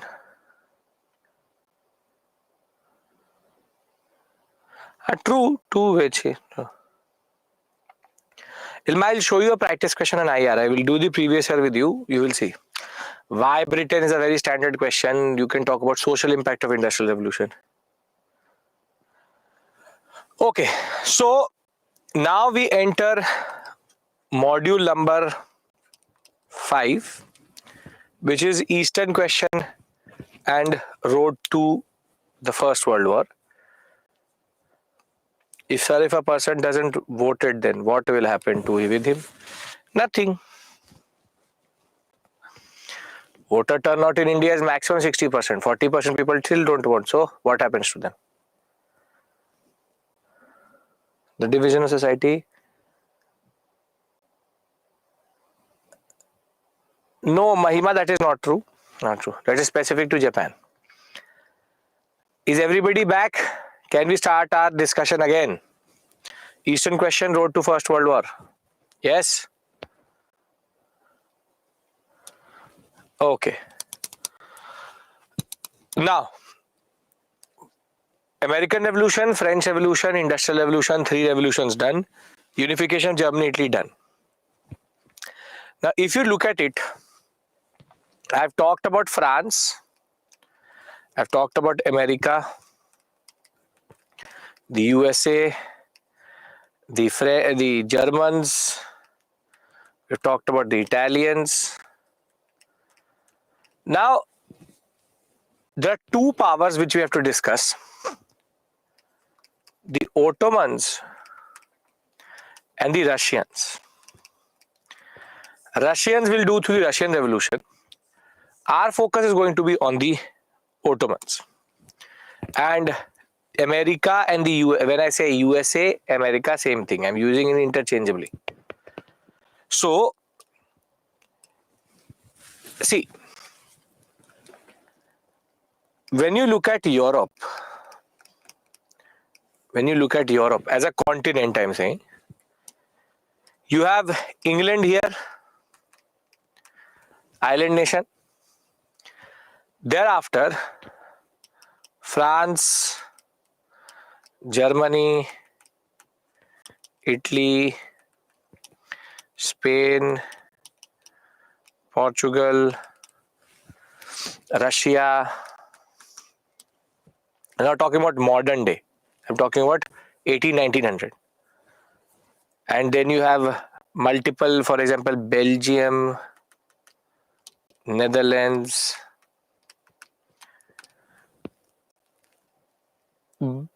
See, this is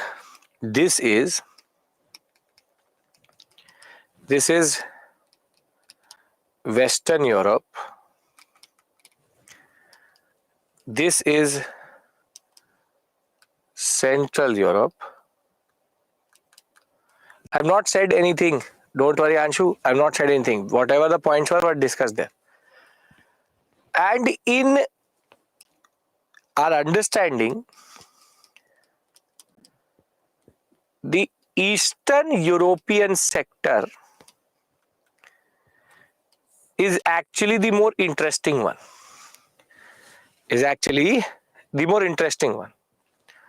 I'll tell you why. Because you have one power, which is Russia, but here you have what is called the Balkan region, named after the mountain range which is there. This is the Balkan sector. If you look at it today, Moldova, Serbia, Bulgaria, Macedonia, Greece, Albania, Bosnia, Slovenia, Croatia. But this is the modern map. Eastern Europe used to be dominated by an empire which actually has its origin with the Mughal Empire. See, this is the Ottoman Empire. Ottomans, Safavids and the Mughals, all 3 rose together. Safavids in the central, what we call as Central West Asia, Mughals in India, and the Ottomans in the eastern sector, or today what is called the Turkish sector. Now, Ottoman Empire, you would have heard about it, you would have learnt about it in multiple contexts, but the most important for us is that how the Ottomans basically blocked the path of the Europeans to India via land. That is the most commonly understood concept, which is that the Ottomans, when they rose in this West Asian sector, but at its peak, for example, 1550, 1600, it was a very mighty empire. It was a very mighty empire. Ottomans and Turks are not the same. Turk is a very generic word. Ottomans is an empire. So the Ottoman Empire had three very important sectors. See, this is the Eastern Europe sector.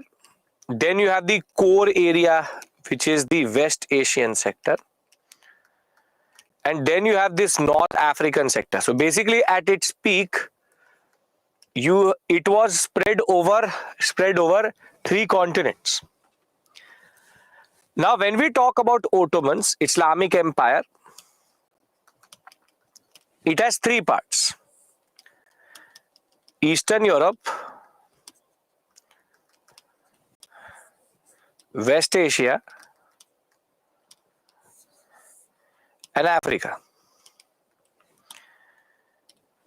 1, 2, 3. See, we are not concerned about West Asian part or Africa part. We are concerned about this Eastern Europe part. And the Eastern European sector had a very interesting purpose in that regard for the Europeans, that most of the Eastern European sector is basically Christian. But the Ottomans are Muslims. So in a way, this sector is like a buffer area. Which is that this part is Muslim, this part is Christian, and this part is again Christian. So the Balkan sector, as part of the Ottomans, is a very important buffer between the West and the Ottomans. Now try to understand one thing more, which is that first was the geography of the Ottoman Empire, spread over three continents. Anybody has any issue in understanding this? Spread over three continents, the Ottoman Empire. So I've now established the geography. Now,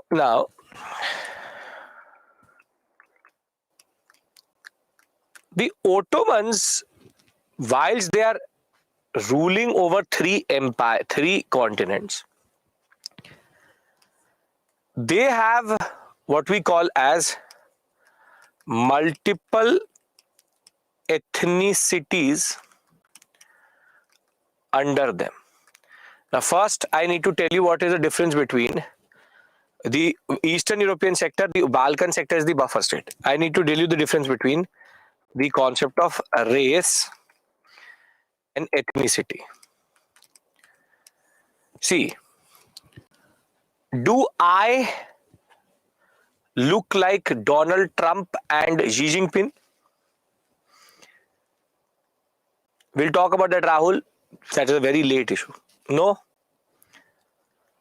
So me, Xi Jinping and Donald Trump are three different races, which is physical differentiation. That me, an African, an American, and a Chinese is not going to look the same.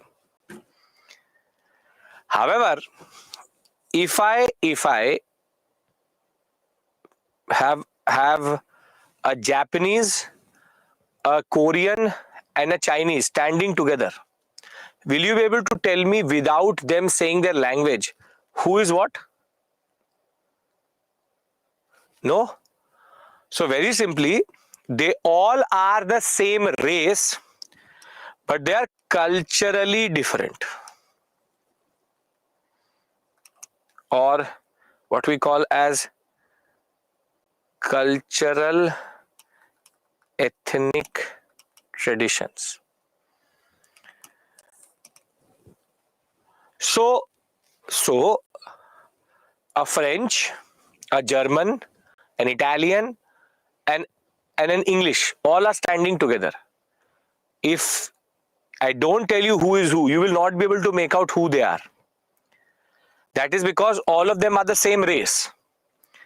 But their cultural traditions make them different, so their ethnicity is different. So people can be from one race but multiple ethnicities, and there can also be a situation in which multiple races have the same ethnicity. For example, I speak English, an African can speak English, and English is speaking English, and a European is speaking English. All of us are racially different, but ethnically we are having the same linguistic understanding.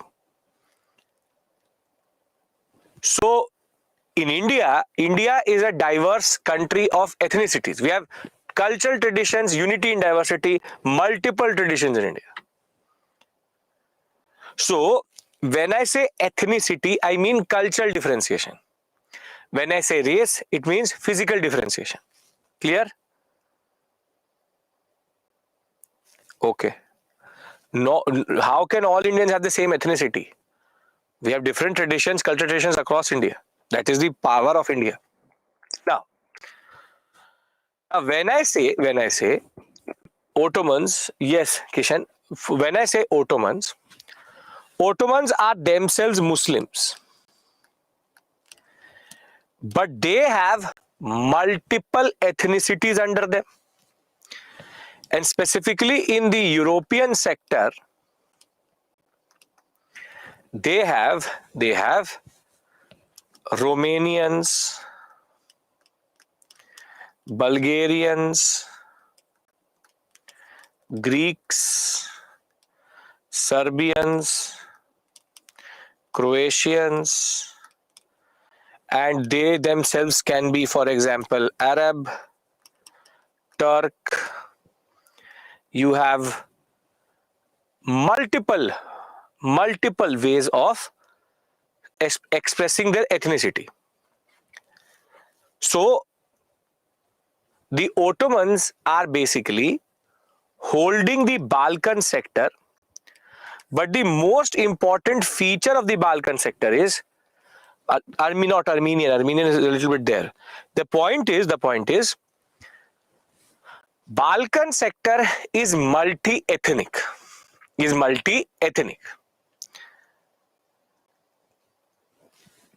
this point clear? Because then I want to complicate it more, because the Ottomans have a very interesting policy. This is clear? This whole sector is multi-ethnic, because there are multiple ethnicities here, and the Ottomans are holding a multi-ethnic society in which there are multiple minorities which have their own ethnicity. Now the easiest way to manage a minority is to very simply push your own culture on them, which is to push your own culture, which is that you make them like Ottomans. But the Ottomans had a policy of not pushing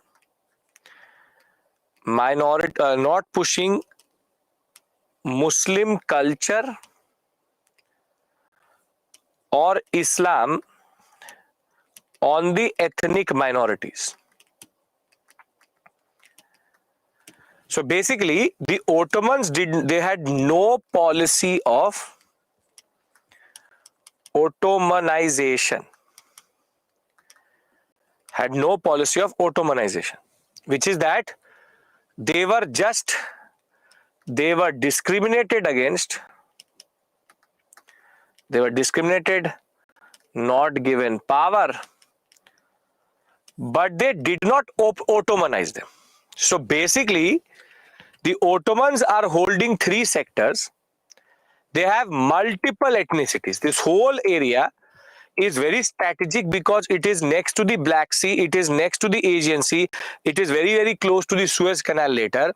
It is an opening into the Mediterranean, but this area is very dangerous because though all of them are Christians, most of them are Christians, they are in a way by their race Slavs.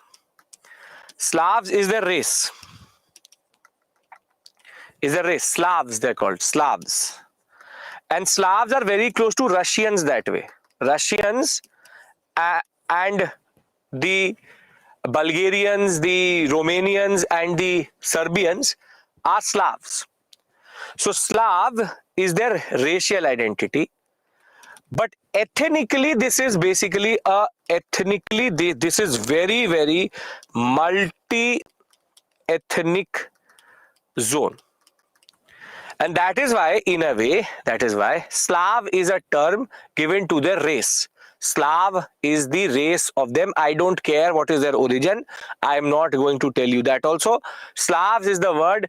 Russians are also Slavs. They are also Slavs. Their ethnicity matters to me, not their race. Now, the reason why I say that they are like a buffer state is, you realize one thing, that they are Muslims, embrace Islam. This is part of the Ottoman Empire, but in a way they are closer to the West. So now try to understand this in a very straightforward question. I've established three things. I have established Ottoman geography. Anybody has any issue here? Anybody has any issue in the Ottoman geography? No. Okay. Then I have established that the Ottomans are ruling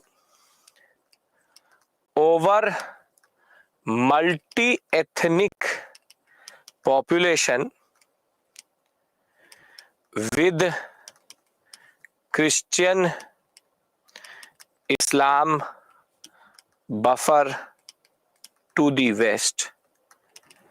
Anybody has any issue in understanding this?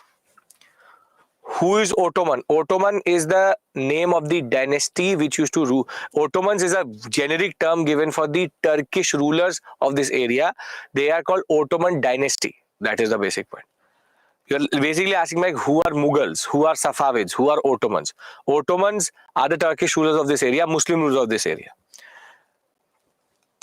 Ottoman geography in 3 continents. They hold over the Eastern European sector. They hold over West Asia, parts of Sinai Peninsula, the parts of Saudi Arabia also, and part of Africa. They are multi-ethnic and they hold multiple ethnicities together. I'm confused. What is the point? Ottoman geography, 3 continents.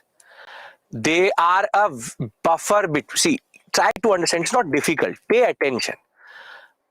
If this is the, I'll remove everything. You tell me one thing. This world is Islamic or not? Tell me. Is this world Islamic or not? Now tell me one thing. If this part was also Islam and this is Christian, would there be conflict? Yes or no? Yes. Now, very strategically, the Ottomans followed a certain policy where there was a majority of Christians which they started to rule here. And what they did was that they, rather than converting each of them to Islam, they left them as Christians. So doesn't it become a buffer state between, buffer area between the Christian world and the Islamic world? So what is difficult here? What is difficult? If you will pay attention, I'm not saying in French or German that you will not understand. The point is that what I'm trying to establish here is very straightforward, which is that the Ottomans hold a very important geography, and the biggest point is, I'll remove this point only. The most important point you're not getting, and you're rather getting caught up into something which really doesn't matter to me, is that they are holding multi-ethnic population. Yes or no? Yes. So Ottoman geography is important because they hold three different continents and they hold a multi-ethnic population. Now,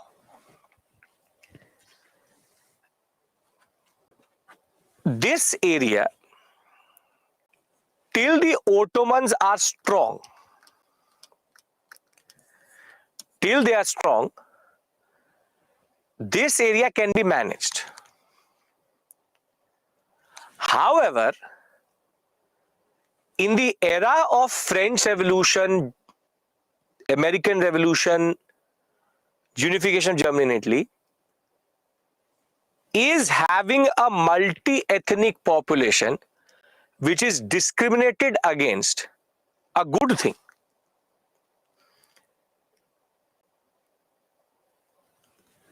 No. Basically, you see, I'm going to tell you, see, the Ottomans at one point of time were one of the most successful state, and they hold Serbians, Croatians, Romanians, Bulgarians, and these are Slavic people who have symbolic leader as Russia. The states were given autonomy, they retained their individuality, never assimilated fully, but they were discriminated against for sure. From Turks to Arabs, these are the Muslim population. Serbians, Bulgarians, Romanian, Greeks and Hungarians are the Christian population. Now, very simply, see, for the West, for England, for France, for Germany, for Italy, for the West, this is a tension area. This is a tension area because there are multiple ethnicities together. Now, if people start to come together and ask for nations, this area can become very unstable. We can become very unstable, very unstable. So nobody asked me this question, and that should have been a natural question. So that if this area is Christian, why didn't the West conquer it? Is this a valid question? If the Balkan sector is mostly Christian, then why didn't the West, basically Austria, Hungary or England also, come in this area and remove the Ottoman control and basically make the Ottoman boundary somewhere here? They could have basically taken this area. They could have taken this area. Yes, the Ottomans are strong, but if the West puts their all might together, the Ottomans are not that strong. The reason is very simple. The West is happy that the Ottomans are holding the tension of Europe. Imagine, it's a very simple concept. Basically, this area is a ticking time bomb. When it comes to their ethnicities, they will fight with each other. They will have issues. And in the era of nationalism, this is basically literally a bomb. So between 1400 and 1600 till 1700, nobody really wants to touch this area because they're like, take attention and let the Ottomans deal with them. So in the very big party called Europe, the Ottomans are holding a bomb and people like, let them hold the bomb. If it explodes, it will explode in their hand. See, what I'm trying to argue is that the Ottomans were basically solving a problem for the Europeans. The French are French, the Spanish are Spanish, the Portuguese are Portuguese, the English are English. There is no gaggle of ethnicities together. Yes, they're fighting with each other for power, Austria, Prussia, Germany, this and that. But it's not that if I throw a stone, it will hit a Serbian, and if he throws it back, it hits a Romanian. This area was conquered very late by the Ottomans. The fall of Constantinople is in 1453. The Balkan sector, there is a small push. There's a small push which is in the what we call as 1500 to 1650 period.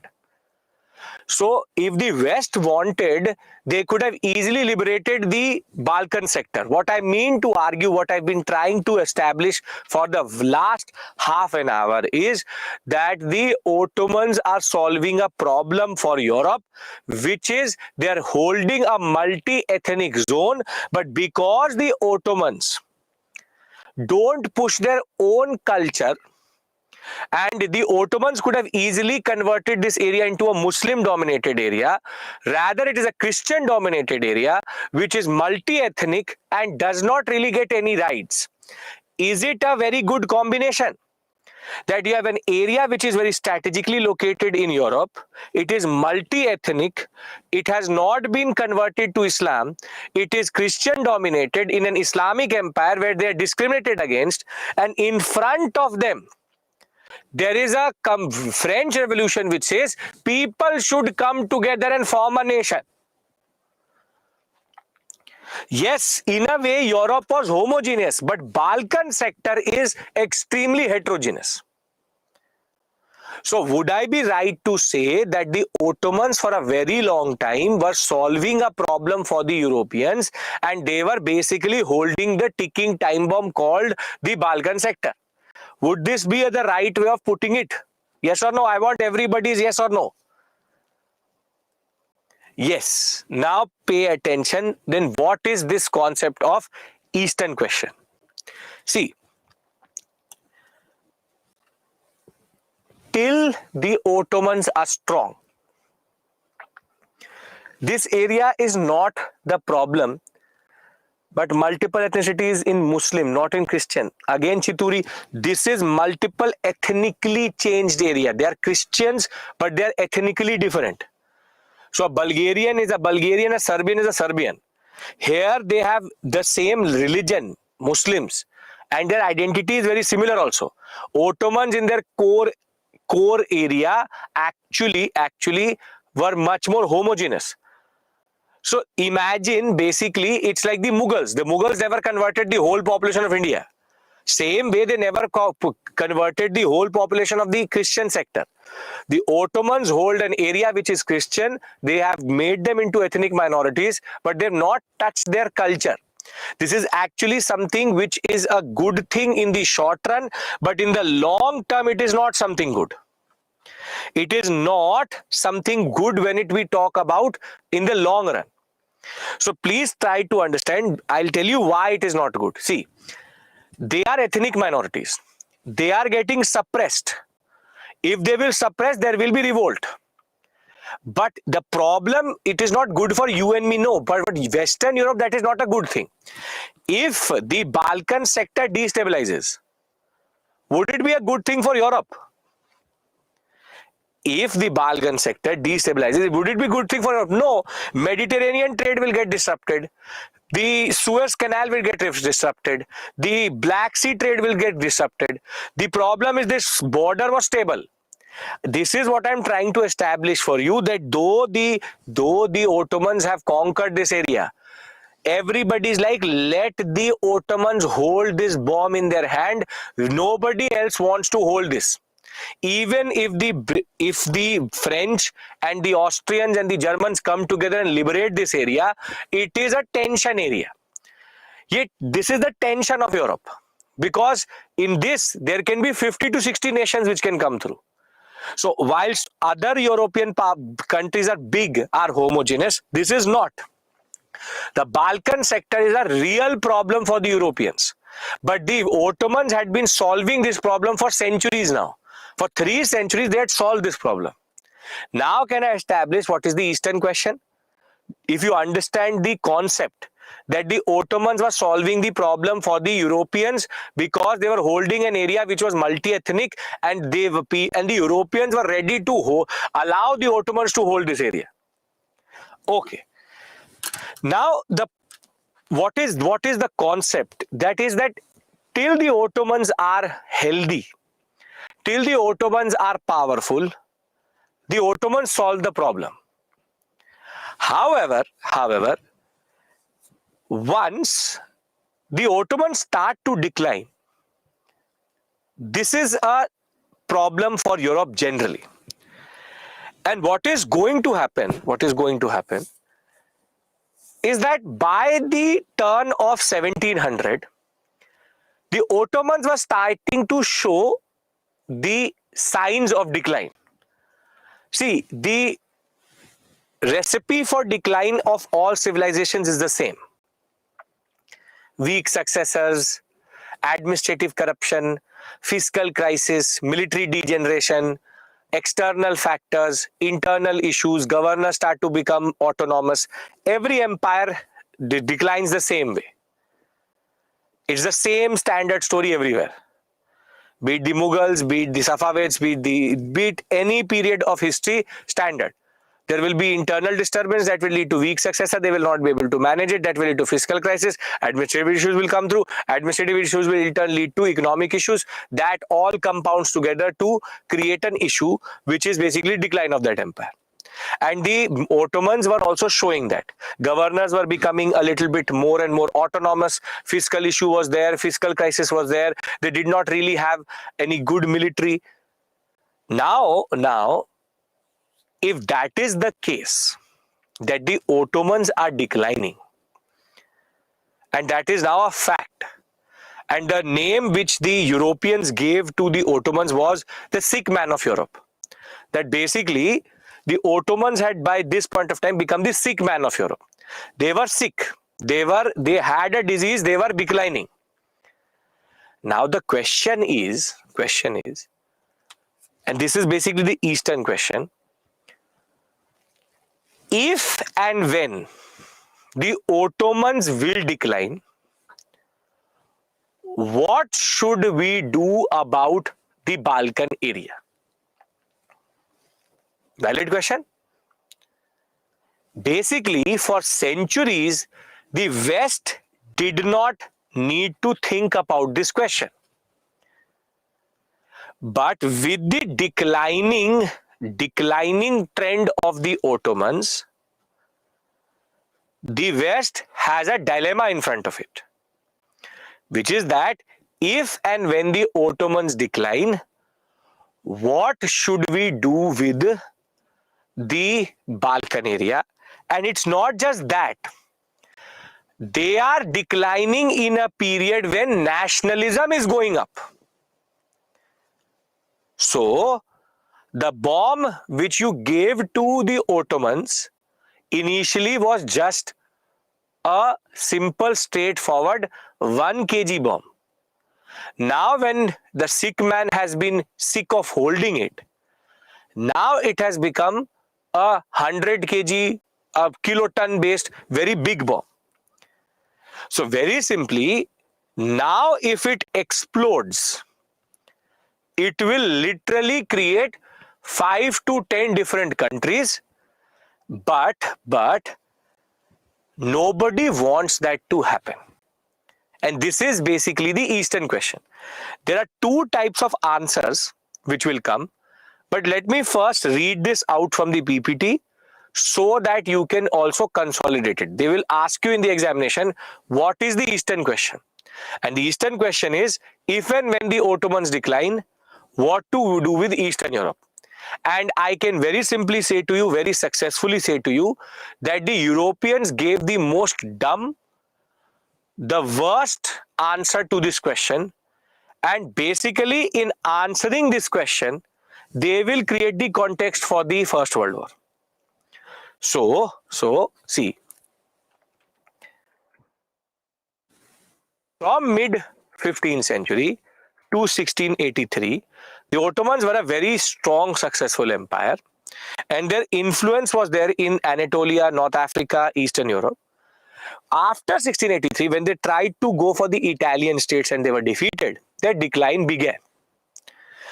Throughout the 18th century, the decline became more and more evident, and the Russians and the Austrians had already started to pluck out the empire, take certain areas out of the empire, because the Ottomans were totally in chaos. Now, I've already established to you that this area is ethnically complex. It is extremely ethnically complex, and that makes this area problematic. Now, the Ottomans were becoming the sick man of Europe because they had never tried to assimilate the minorities, and now they were becoming bigger and bigger. Poor military conditions were there. The economic and fiscal crisis was not good. The Ottomans now started to get defeated by their neighbors. Corrupt administration, international powers did not really pay attention at this point of time. Weak central control, governors were becoming basically autonomous. We know that the simple, straightforward recipe is the same. That you light the burner of decay, put in the pan of weak successor, add in a little bit of fiscal crisis, add in a little bit of economic crisis, add in a little bit of administrative crisis, and then external causes, swad anusar, what you get is basically a decline. This recipe doesn't change. The factors can be different. In some you will add economic crisis more, in some you will add administrative crisis more, but the basic recipe remains the same. Now, if that was the situation, now comes the Eastern question. French Revolution was spreading nationalism. Unification of Germany Italy happened over cultural nationalism, which is basically ethnic nationalism. So there was rapid decline in military power of the Ottomans also, and a collapse was imminent. So the question is, this is the question. Thus, the question about the future of this area was raised.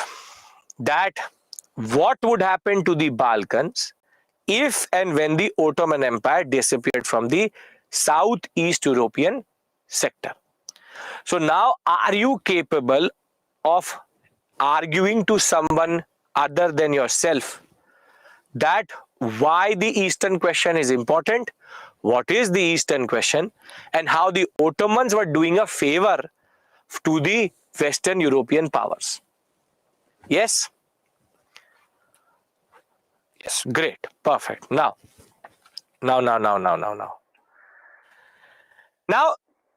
if you look at this map, you have England, France, Spain, Portugal, Germany, Italy, but you have Russia. Our brother Russians are here. Yes. Now Russians have a very big problem, and that's a very big problem till today for them, that they don't have an all-weather port properly. They have St. Petersburg, but the problem with St. Petersburg is it is in the Baltic Sea.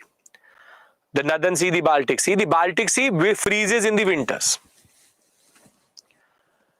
Then you have Vladivostok, which is basically on the other side of the world itself, which is in the Pacific.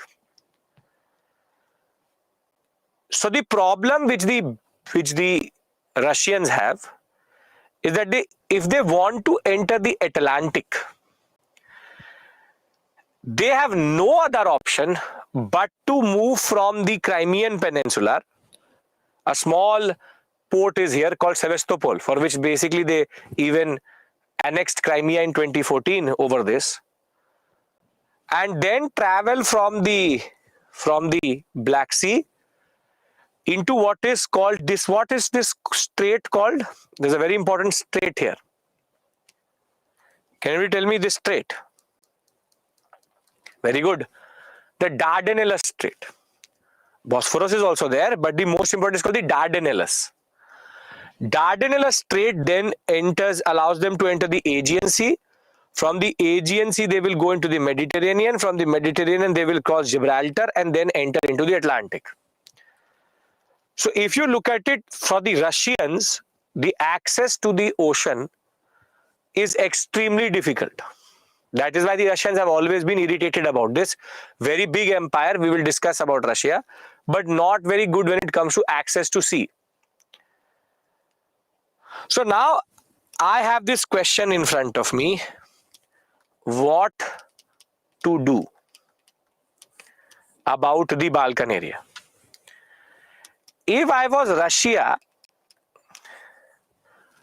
would I want the Ottomans to decline?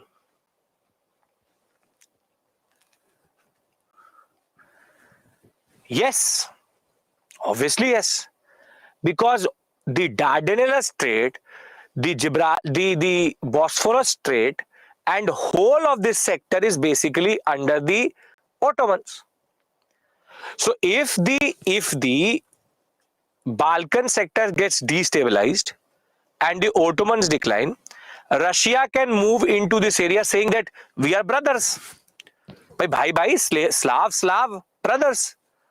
So let's you get consolidated into my empire, and Russia can then come till this point if needed. Yes or no? Russia can use their soft power, if you want to call it, their racial connection to this area, and the decline of the Ottomans is going to benefit the Russians the most. So if I take the Eastern question and put the mic to the Russian would say, let the Ottomans decline. Let the Ottomans decline. So for the Russians, the answer to this question was, let them decline. And the reason was, they can access and conquer this sector. Now, herein comes geopolitics. Now, if Russia controls the Aegean Sea, the Balkan area, would the English, the French, the Spanish, the Portuguese, the Germans, and the Italians be very thrilled about it? Never. So now, if I take the mic to the French, to the British, their answer is, they need to counterbalance Russia. So their answer is, do not let the Ottomans decline. Do not let the Ottomans decline. The Italians and the Germans are sitting in between, but Austria also does not want the Ottomans to decline. Austria does not want the Ottomans to decline, because if Austrians, this is the border which Austria has. Imagine, India has this problem. Imagine that you have neighbors who always are fighting over the boundary itself. So this would basically become the Radcliffe line and the McMahon line. Basically, Austria did not want the whole sector to get destabilized, because if they will throw bombs, they will then throw a bomb on Austria also. And you will see that the reason why Austria was saying that don't let this area decline will also become the reason for the First World War. The First World War started when an Austrian was shot by a Serbian. That was the reason why the whole First World War started. So the point is that now we have two perspectives. The Balkan area is important because it is strategically located, has multiple ethnicities, control of Black Sea, Asian market, Suez Canal, and whilst the Russians would want the Black Sea to come under their control, they would want the Dardanelles Strait to come under their control. The Great Britain and France would want to counterbalance Russia. A powerful Russia is not good for Great Britain or France. And therefore, Austria does not want this area to decline, because it becomes an extremely explosive area on its border, and therefore they don't want this area to become too unstable. The Germans just want that the trade should not get affected. So in a way, there are two camps now which have developed in Europe. One does not want the Ottomans to decline. The other one wants the Ottomans to decline. Can I give you an analogy for this? And then you will realize, or then you will remember this forever, that what is the basic Eastern question. I'll give a very simple analogy, very Indian analogy, something which we all can consider and can also connect with. See, imagine that there is the father. Father is Ottoman. बीमार है, he is not well, he is a sick man, and he is on the ventilator. He's on the ventilator. So basically, he's alive, but he's alive barely. Barely. What made rivalry between Western Europe and Russia? Dhanya, this is an innocent question. Geopolitics is all about competition. If for example, Bhutan goes forward, you will be very, very happy. No, rivalry is rivalry. Everybody wants to push in their own concept. Okay, why Britain doesn't want to control? Because if Russia sits at the mouth of the Suez Canal, then the Russians will start to meddle into the Indian trade. So it's about protecting each other's interest. So on the ventilator, you have Ottoman father sitting, and this father somehow has written a will, and in that will there are 5 sons. So you have Russia, you have Britain, you have France, you have Austria, and you have, for example, the Germans. Now, as per the original will of the Ottoman father, Russia gets all the property. Russia gets all the property. However, before Ottoman could do something about it, he realized that Russia was not a good son. He is now on the ventilator. So now, son B, Britain, son France, son Austria, and son Germany now are looking towards this father, that somehow this father can survive. So whilst Russia wants to pull the plug on the ventilator, that this father dies so that he can take everything which is the property called Balkan, Britain, France, Austria, and Germany want this father to be alive. That somehow this Russia does not get Balkan. This is basically the Eastern question and the geopolitics around it. It is only in the interest of the Russians for the Ottomans to die. Everyone else wants the Ottomans to survive so that they can change the will once he becomes fine. Analogy, very soap opera type. Bring in Mihir and all, it becomes a very good kasauti jindagi ki. The point is not that. Now, can I tell you, how did these fools answer this question? Can I tell you that aspect? How did these fools answer this question? Okay, now, the answer which these fools actually gave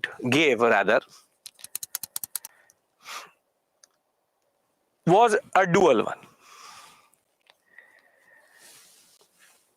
Britain and France said, and see, this is hindsight 2020, which is that I'm telling you the answer before demonstrating it to you, because I have to demonstrate this answer also. The answer which they gave to the Eastern question is basically the road to the First World War. And the answer was, don't let the Ottomans die, but don't make them too powerful, because that will be problematic for Europe. Don't let the Balkan nationalism become so big that they become nations. However, keep Balkan nationalism alive so that they can keep the Ottomans in check. So, they want the father to come out of the ventilator but go into a gas mask. So they want him to be sick but not fully healthy. And basically, the poison which is called the Balkan sector, they can't throw that poison away, but they want to give 1 drop of poison every day to that father so that he survives but does not die. So basically, keep the Ottomans alive but not healthy. Keep Balkan nationalism alive but not too powerful. Which is basically a paradoxical, self-contradictory answer. And very simply, this is the answer which will basically create the context for the First World War. So, in the wave of nationalism which was spreading, if minorities become independent, too much instability in Eastern Europe. If Ottomans become too strong, they become a threat for the Europeans. So very simply, sustain the central Ottoman Empire, also promote local nationalism, but make sure that neither are too powerful, they cut each other. So basically, poison cuts poison. So don't keep them fully strong also, keep them weak, and don't keep nationalism alive. Don't kill nationalism, but keep it alive also. Now, this is a dumb answer to something which was a very straightforward question.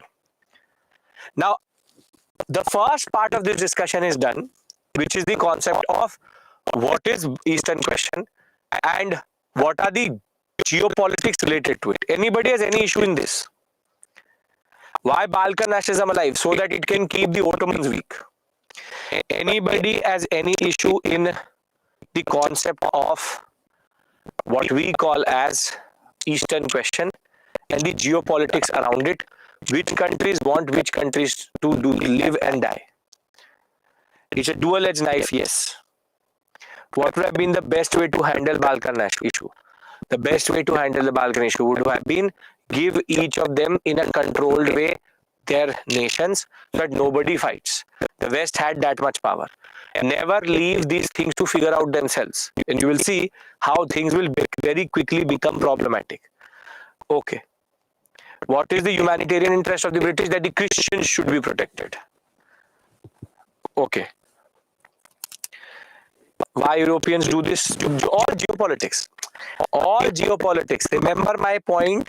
There are no permanent enemies and there are no permanent allies in geopolitics. If you can remember this point, you will never, ever, ever, ever fall into the trap and you will read your current affairs better. There are no permanent enemies and there are no permanent allies. Don't think that everywhere we will have the same enemy. In certain places we come together also. And in that way you can see climate change is a very interesting place. Where India and China always come together, saying we are developing, you have to pay. But as it is, India and China have never look eye to eye in certain things. So there are no permanent enemies, there are no permanent allies, there is only self-interest.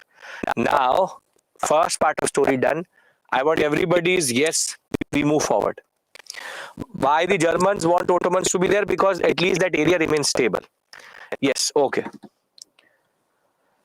Dhanyab communism, I will tell you, Russian Revolution 1917, I will tell you that, Marx and all, I have to tell you that after the First World War. Okay, now,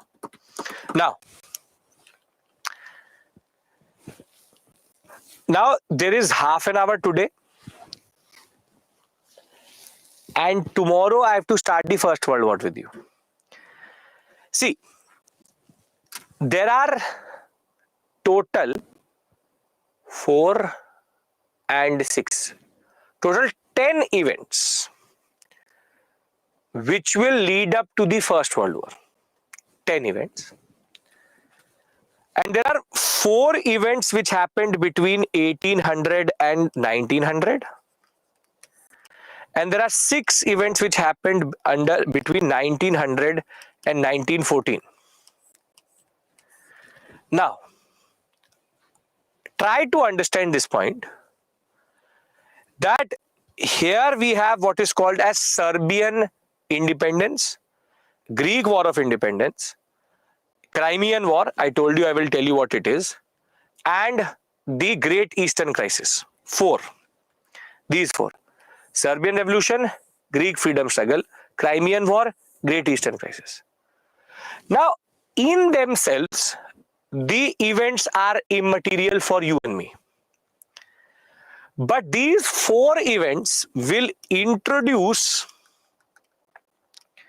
5 tendencies in Europe,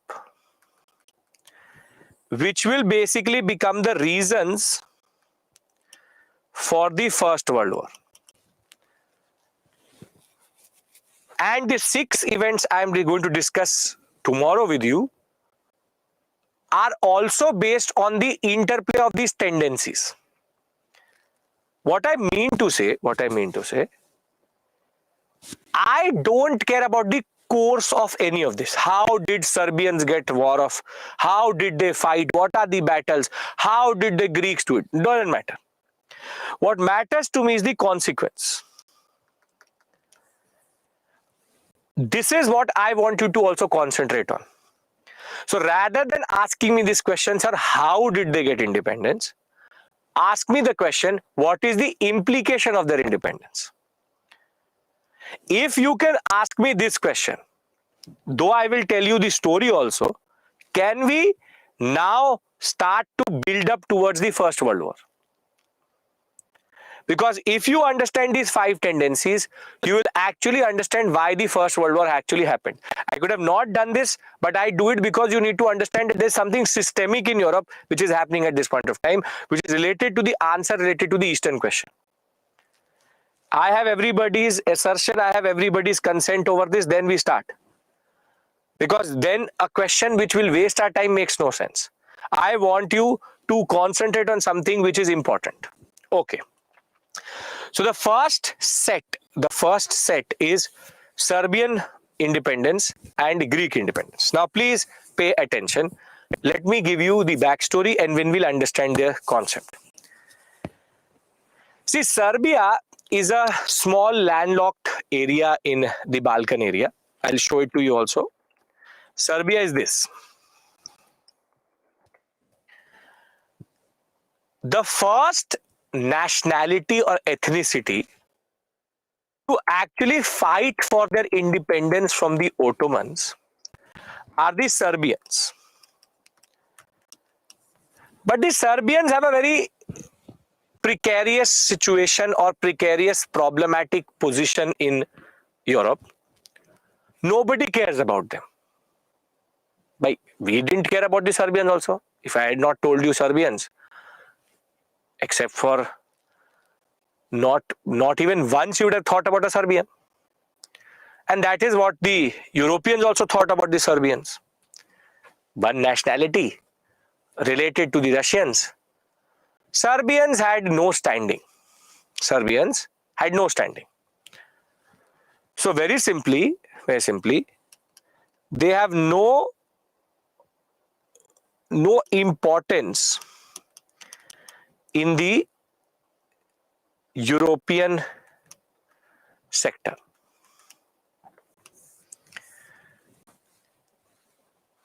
And Serbians were the first to assert their nationalism. When they started to travel Austria, they got to know about the French Revolution. They got to know about the ideas of the French Revolution. Since 1803, they started to now fight with the Ottomans for their independence. And in 1803, when they started to fight, they fought for 10 years. In between, they had certain periods of independence. Then again, the Ottomans came back. But again, the Serbians fought. But more or less by 1833-35, mostly after 1820 itself, we believe that the Ottomans and the Serbians went into an understanding and the Serbians did become independent, which is called the Serbian War of Independence, Serbian Revolution, 1804-1833. Very simply, by 1833, Serbia was an independent area, but nobody recognized them as independent. But what I want you to concentrate on is that Serbians' big brother was Russia. Serbians' big brother is Russia, Slav, big brother, small brother. So in their war of independence, no one helped, no Russian support, no recognition, and no Western power intervention. So basically, the Serbians did it in themselves. They had to do everything as they had to do. Generally, they fought. The Russians did not support, was contentionally. Who wants to take tension? And it was basically a local issue. The Ottomans are fighting with the Serbians. Russia is not that powerful also at this point of time as you would think that it would intervene in something like this. And very simply, I'll give you a very simple reason why the Russians did not intervene. Serbia is landlocked. They gave independence. Does it solve the problem for Russians? No. The problem is that the Serbians don't solve the problem for the Russians. So though the Serbians did look towards the Russians ignored it. So I've established three things to you: that the Serbians were self-made, they were not helped by anyone, no recognition, and no Western intervention. Anybody have any issue here? You have to believe what I'm saying. I'm not going to prove it to you, you have to believe what I'm saying. Okay, perfect. Now let's contrast this. With the Greek War of Independence.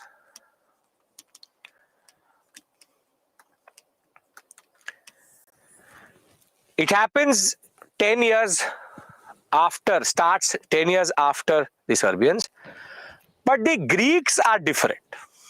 See, the Greek ethnicity and people are quite respected. Ottomans also respected the Greeks quite a lot, wherein the Greeks were given administrative positions within the Ottoman Empire.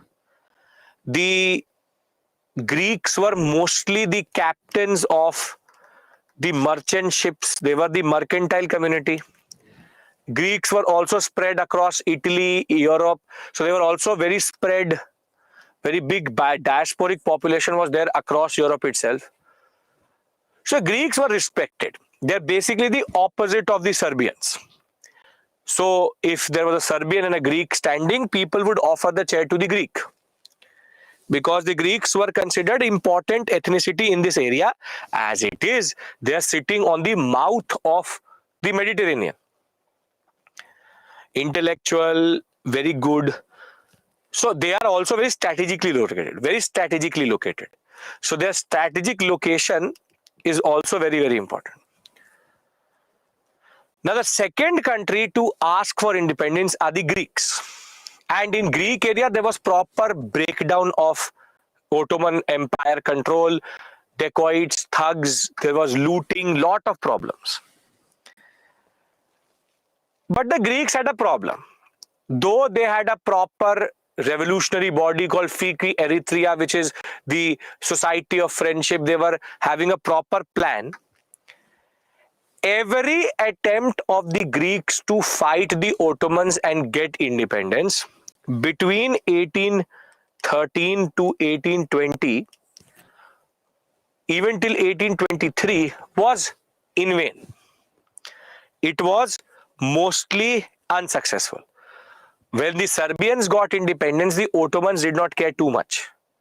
But when the Greeks asked for independence, the Ottomans used to crush their rebellions very quickly.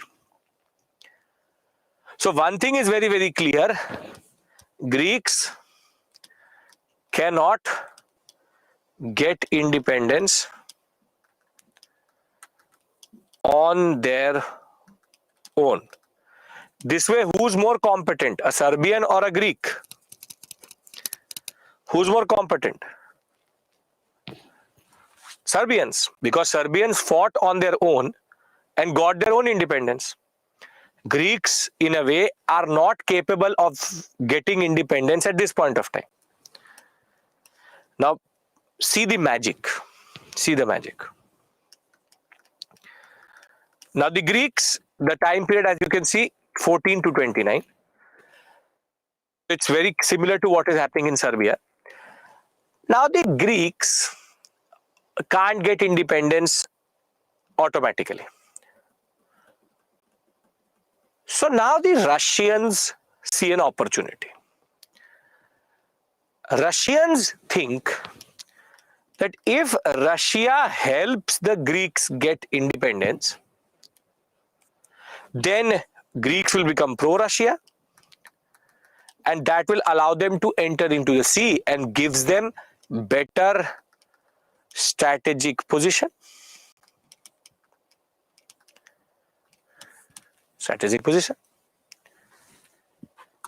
And this is what the Russians also decide upon.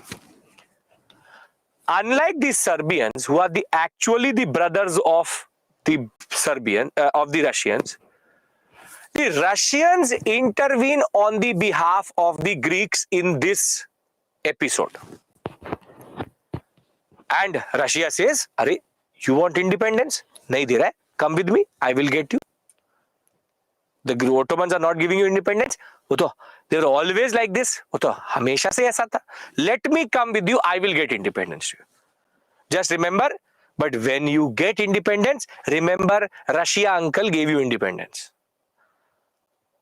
So the Russians intervene.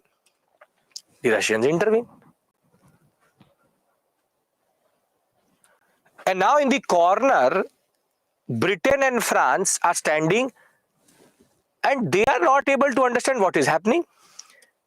Why is Russian uncle holding the hand of the Greeks and taking towards the Ottomans?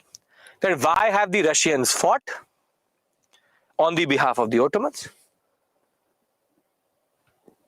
So then French and the British realize something, that if the Russians actually give independence to the Greeks, Greek is going to become pro-Russia, and that will basically undercut the Eastern question.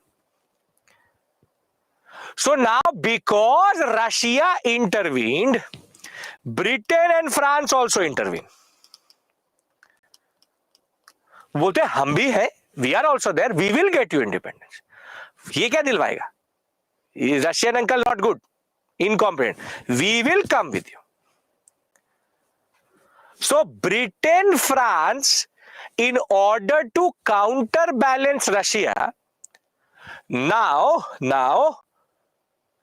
take the side of the Greeks, and the joint army of Russia, Britain, France fight against the Ottomans on the behalf of the Greeks, and the Greeks are given their independence on a platter by these powers. These are called the great powers of Europe, and they also signed a treaty of Andrino. Le beta, go. Your independence is recognized also. So by 1829, Greeks got independence from the Ottomans after the Russians, British and the French intervene. They intervene, they destroy the army of the Ottomans, they destroy the navy of the Ottomans, give the Greeks independence, then make the Greeks sign a treaty with the Ottomans called Treaty of Adrianople, and now the Greeks are given independence. Now contrast this with Serbia. Basically, how would a Serbian feel? It's like you have two sons. One son got shot, and the other one fell downstairs. You bring in the ambulance, but rather than putting the son who has got shot into the ambulance, you take the other one into the ambulance. So very simply, the consequence of these two events is very, very important, because it shows two major dangerous tendencies. The Serbian War of Independence plus the Greek War. Can I talk about the two tendencies here, or two consequences here? The first one is that based on these two, Serbians develop a hatred for the West. No one came to its assistance, and independence not even recognized. So if I'm a Serbian, I will basically hate the West quite a lot. They were angry with the Russians, but you can't be too angry on family. So their hatred, their frustration now starts to rise. But the more dangerous tendency out of this whole episode is great powers, which means Britain, France, Austria, Russia, Germany, Italy, started to get involved in local issues or regional issues, which is not a very good thing. Basically, international intervention in small regional issues. I'll give you a very simple example. There's a water dispute between Karnataka and Tamil Nadu, for example. Does it make sense that Joe Biden lands in India and says, I will not go back to US until unless I sort out the Kaveri issue? Now, basically, there's a UN charter which has been worked out that how the water will be shared between these two states. It's an internal matter. How? It's a local regional matter. How can great powers get involved into it? Now, basically, when Serbia fought Ottomans, no one cared. But in geopolitics, they are basically ready to give people independence on a platter if it satisfies their own interest. Now, what I want from you is to remember these two tendencies. Now, are you getting how I'm teaching this to you? I'm not basically teaching you what the event was. I'm rather teaching it to you in a comparative sense to give you the sense of what it actually means. So when we talk about Serbian War of Independence and the Greek War of Independence, very simply, there are two tendencies which you need to understand, the implications. Serbians start to hate the West or start to get frustrated. And second, which is more dangerous, is great powers are getting involved into local regional issues. Any issue in understanding these two implications, because then I want to go to the next two events. Okay. Now, the next is called the Crimean War. I told you I am going to discuss it with you, and I am going to discuss it with you here. Now, again, local issue of Greeks. Yes, Chituri, it is basically a sovereignty issue of Ottomans. Ottomans need to sort it out. There was no way or there was no point the Russians getting involved in something which is a local, a regional issue of the Ottomans. The point is, if the Ottomans attack the Austrians, then it is an international issue. It was something which did not need the intervention of Great Britain, France. The mighty British Empire is coming to your home and telling you that I will get you your independence, take this and go. It means that there's something dangerous which is going to happen later. So, why was Serbians not given independence or importance? Because Serbians are useless. Landlocked country, no one cares. This is something which the Serbians will take it to heart. Dil pe le lenge. That how is that you gave independence to the Greeks, but you did not give us independence. So please try to understand, the Serbians are no one in the atmosphere or in the universe of Europe. Now I'm moving to the Crimean War. Can I do that? Everybody is now concentrating because you have to listen to the story. Here again, the story really doesn't matter, but the point is very interesting. See, now what happens is, I'll call it Britain. You don't want to call it great as it is. They are not great. Britain, English, Angrez. Okay. Now,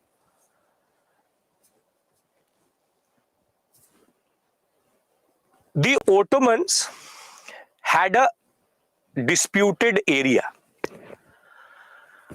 It was in the Palestinian sector, and this area was basically Christian.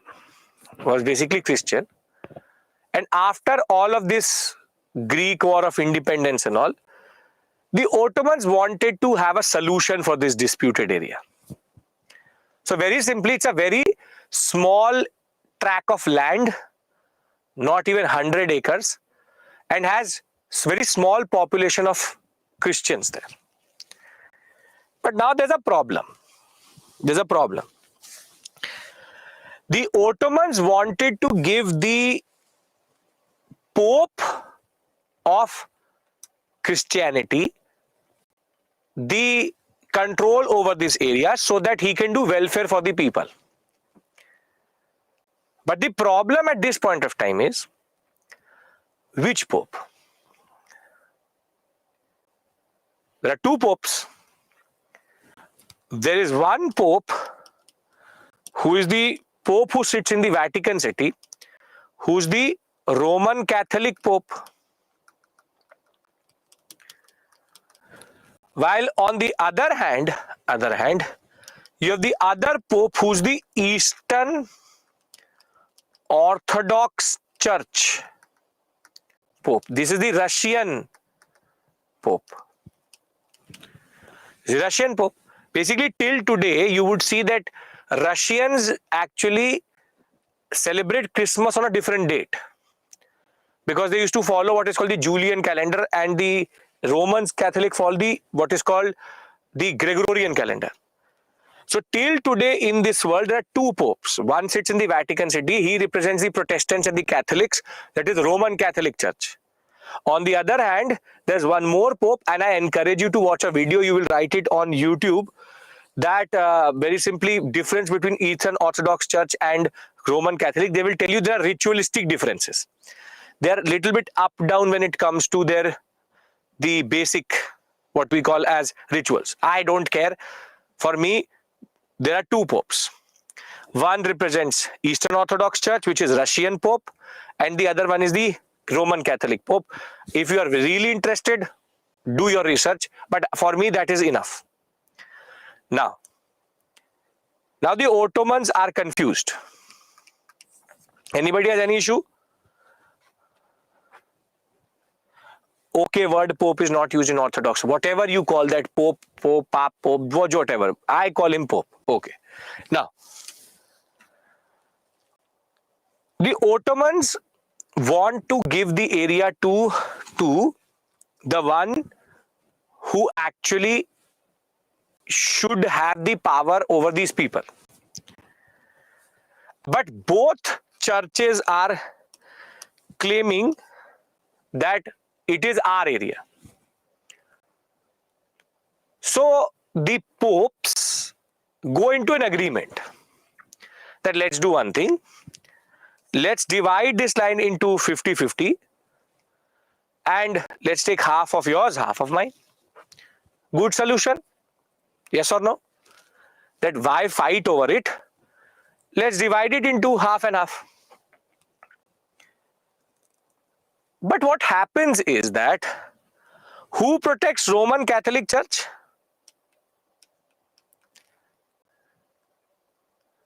Very good.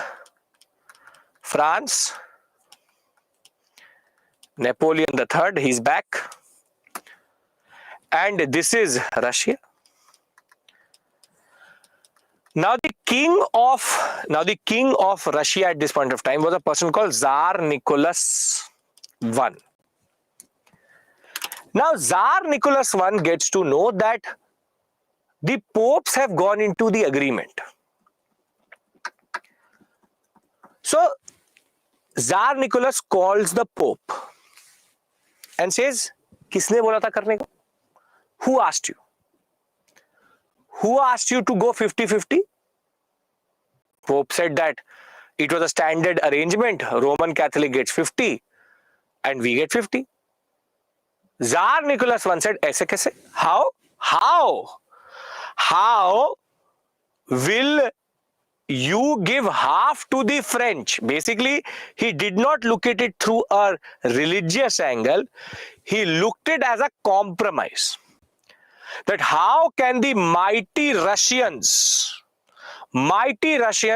go into an agreement with a compromise with the French? And what happens is that the Ottomans agree to the concept and hand over 50-50. Now Tsar Nicholas I says to the Ottomans, you can't do this. It is all of this area is mine. And he says to the Ottomans, take it back.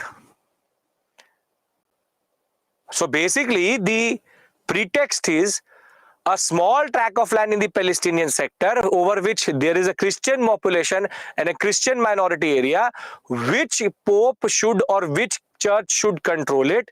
The Ottomans were smart enough to give 50-50. The popes were smart enough to go for a compromise. But Tsar Nicholas I makes it a point to say that you give back this territory to me. We will not go into a compromise with the French. And when the Ottomans said that we've already done it, now see how the Russians will. Russians attack the Ottomans. And basically this is the starting of the Crimean War. Now as soon as the Russians will attack the Ottomans, the French and the British will now join the Ottomans. The same two countries which destroyed their navy to give independence to Greece, now these two countries are fighting with the Ottomans because Russia is involved. And if you remember, I told you Crimean War is 1853 to 56, Britain, France and Ottomans versus the Russians. And later the Piedmont and Sardinia sector will also enter. What will happen is that, see, one thing should be clear in your mind is, once Britain enters into a war, Russia is nothing in front of it. Britain at this point of time is the most powerful nation in the world, and as soon as Britain intervenes, within 3 years, they will stop all warfare. Britain will win the war for the Ottomans. They will sign the Treaty of Paris, in which everybody will be given their areas back. And now the Ottomans will be added to the concert of Europe, which they were never allowed for centuries. And now Britain and France will say, we will protect the sovereignty of the Ottomans.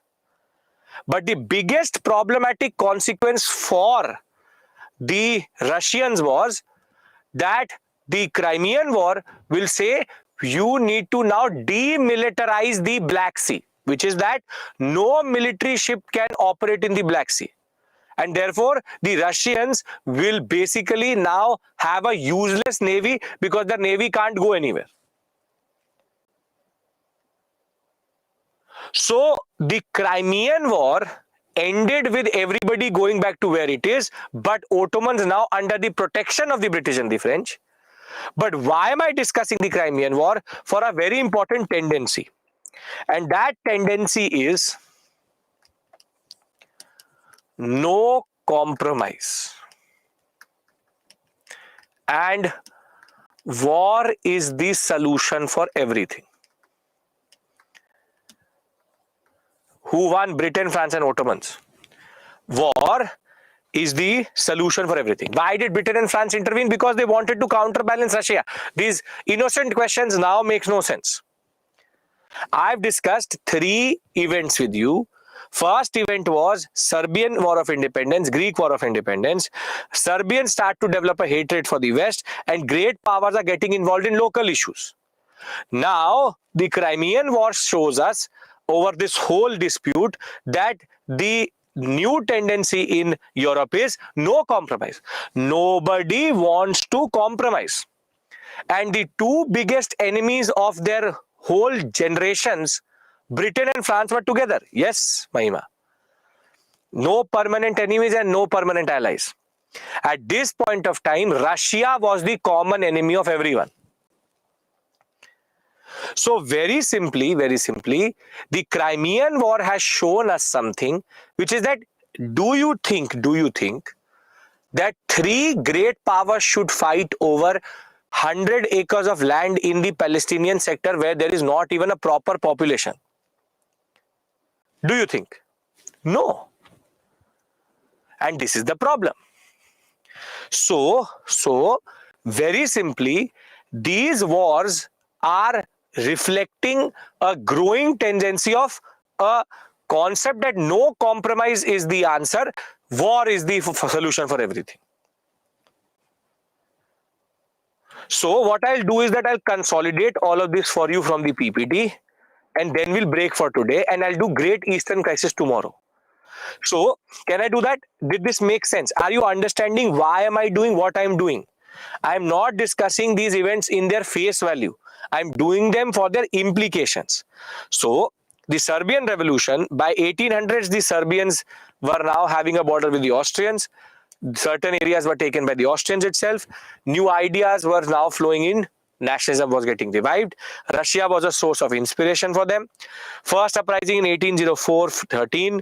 Then Serbia remained independent for a small period. Then re-annexation for 2 years. But the basic point is by 1829-33 period, 33ish, they were independent. Virtual independence was there, but their independence was never recognized. On the other hand, when we talk about the Greek War of Independence, many Greeks shared power and patronage with the Ottoman Empire, very important. Greeks lived all across Europe and they were very, very autonomous generally. They were dominating the Balkan commerce, they were shipment traders. So Greek position was not that bad as the Serbians. Now, Greeks were never separated from the Europeans also. Since the fall of Constantinople, 1453 itself, they played a very important role in the Renaissance. Captains, sailors, beat Napoleonic times also. Greeks played a very important role in that trade war also. So when it came to their independence, corruption, maladministration, central powers were weakening. There was provincial governors were becoming problematic. So local resentment was becoming bigger and bigger. They had a proper underground society called Fikri Eritrea, which was going to fight for their independence. However, starting in 1821 itself, any time there was a revolt from the Greeks, the Ottomans crushed it. And very simply, the Greeks were never going to get independence on their own. So therefore, the simple point was, without intervention, Greeks were never going to get independence. Russia put pressure on the Sultan to give Greeks independence. Britain and France felt threatened by the overt Russian influence, and therefore Britain and France declared war on the Ottoman and destroyed the Ottoman navy. Russia also attacked the Ottomans and defeated them. All of them gave independence to Greece in the Treaty of Adrianople in 1829, and therefore a new foreign king was established in Greece so that he is not Russian, and Greece was small, but they will start to become bigger and bigger and conquer what we call as the Aegean Islands today. Now the Crimean War is the more interesting one. It weakened the Ottoman Empire. Russian expansionism was already happening. Napoleon III wanted to restore French privilege and prestige. So the immediate cause was involvement of the rights of Christian minorities in the Palestinian sector. The French promoted the rights of the Roman Catholics, the Russians, the Eastern Orthodox Church. Nicholas issued an ultimatum that demanded the Orthodox subjects of the Ottoman Empire to be placed under his protection. When the Ottomans did not agree to it, the Russians attacked the Ottomans in 1853. Now, at the Battle of Sinop, Russia had given multiple defeats to the Ottomans. UK and French people and press was in opinion of intervening on the part of the Ottomans. UK and France are going to then enter the war on the side of the Ottomans, reverse the Russian gains, and at the Treaty of Paris, both parties will return each thing to each other, basically status quo. The Tsar and the Sultan now agreed to not have military establishments in the Black Sea, and the Black Sea clauses weakened Russia because they had now become a zero naval threat. The Treaty of Paris admitted the Ottoman Empire into the European concert, and now the great powers pledged to have, very simply, respect the integrity and territorial independence of the Ottomans. Therefore, the consequence is there was a lot of widespread anti-war sympathy. Red Cross was formed on the activities were done by Florence Nightingale. But this is more important.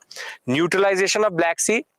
Russia became to modernize, but Ottomans had to give equal rights to Christians and to Muslims as part of the reforms.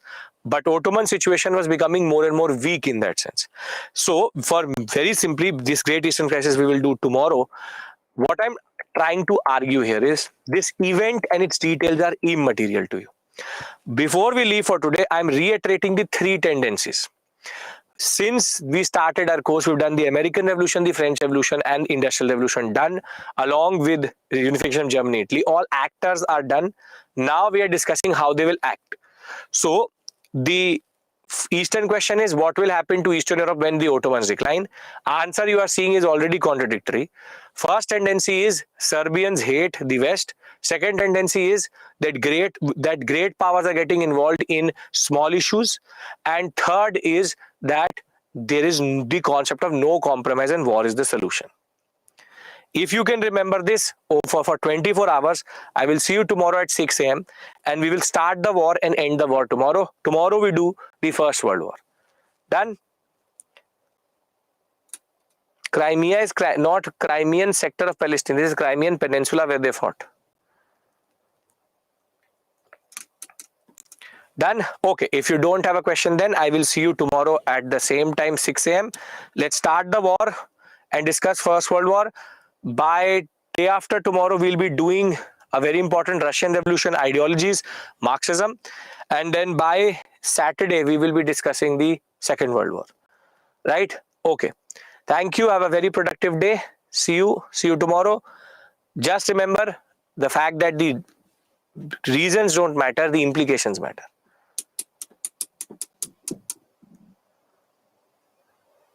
No, you just need to remember, Priyanka, that the consequence, not the details.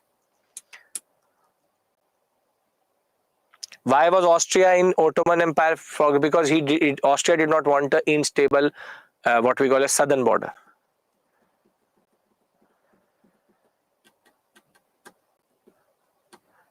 No, Alina, whatever I'm telling you to remember, that is only. No small wars matter to you. See, no, these don't matter to you. Perfect, Deepika. Great.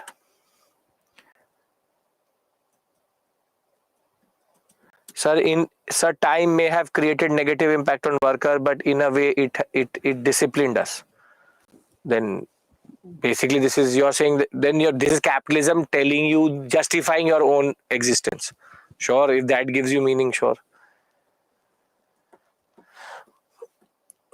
But why is there a need to discipline if you go into proper Foucauldian type understanding? Okay, thank you, Gayatri.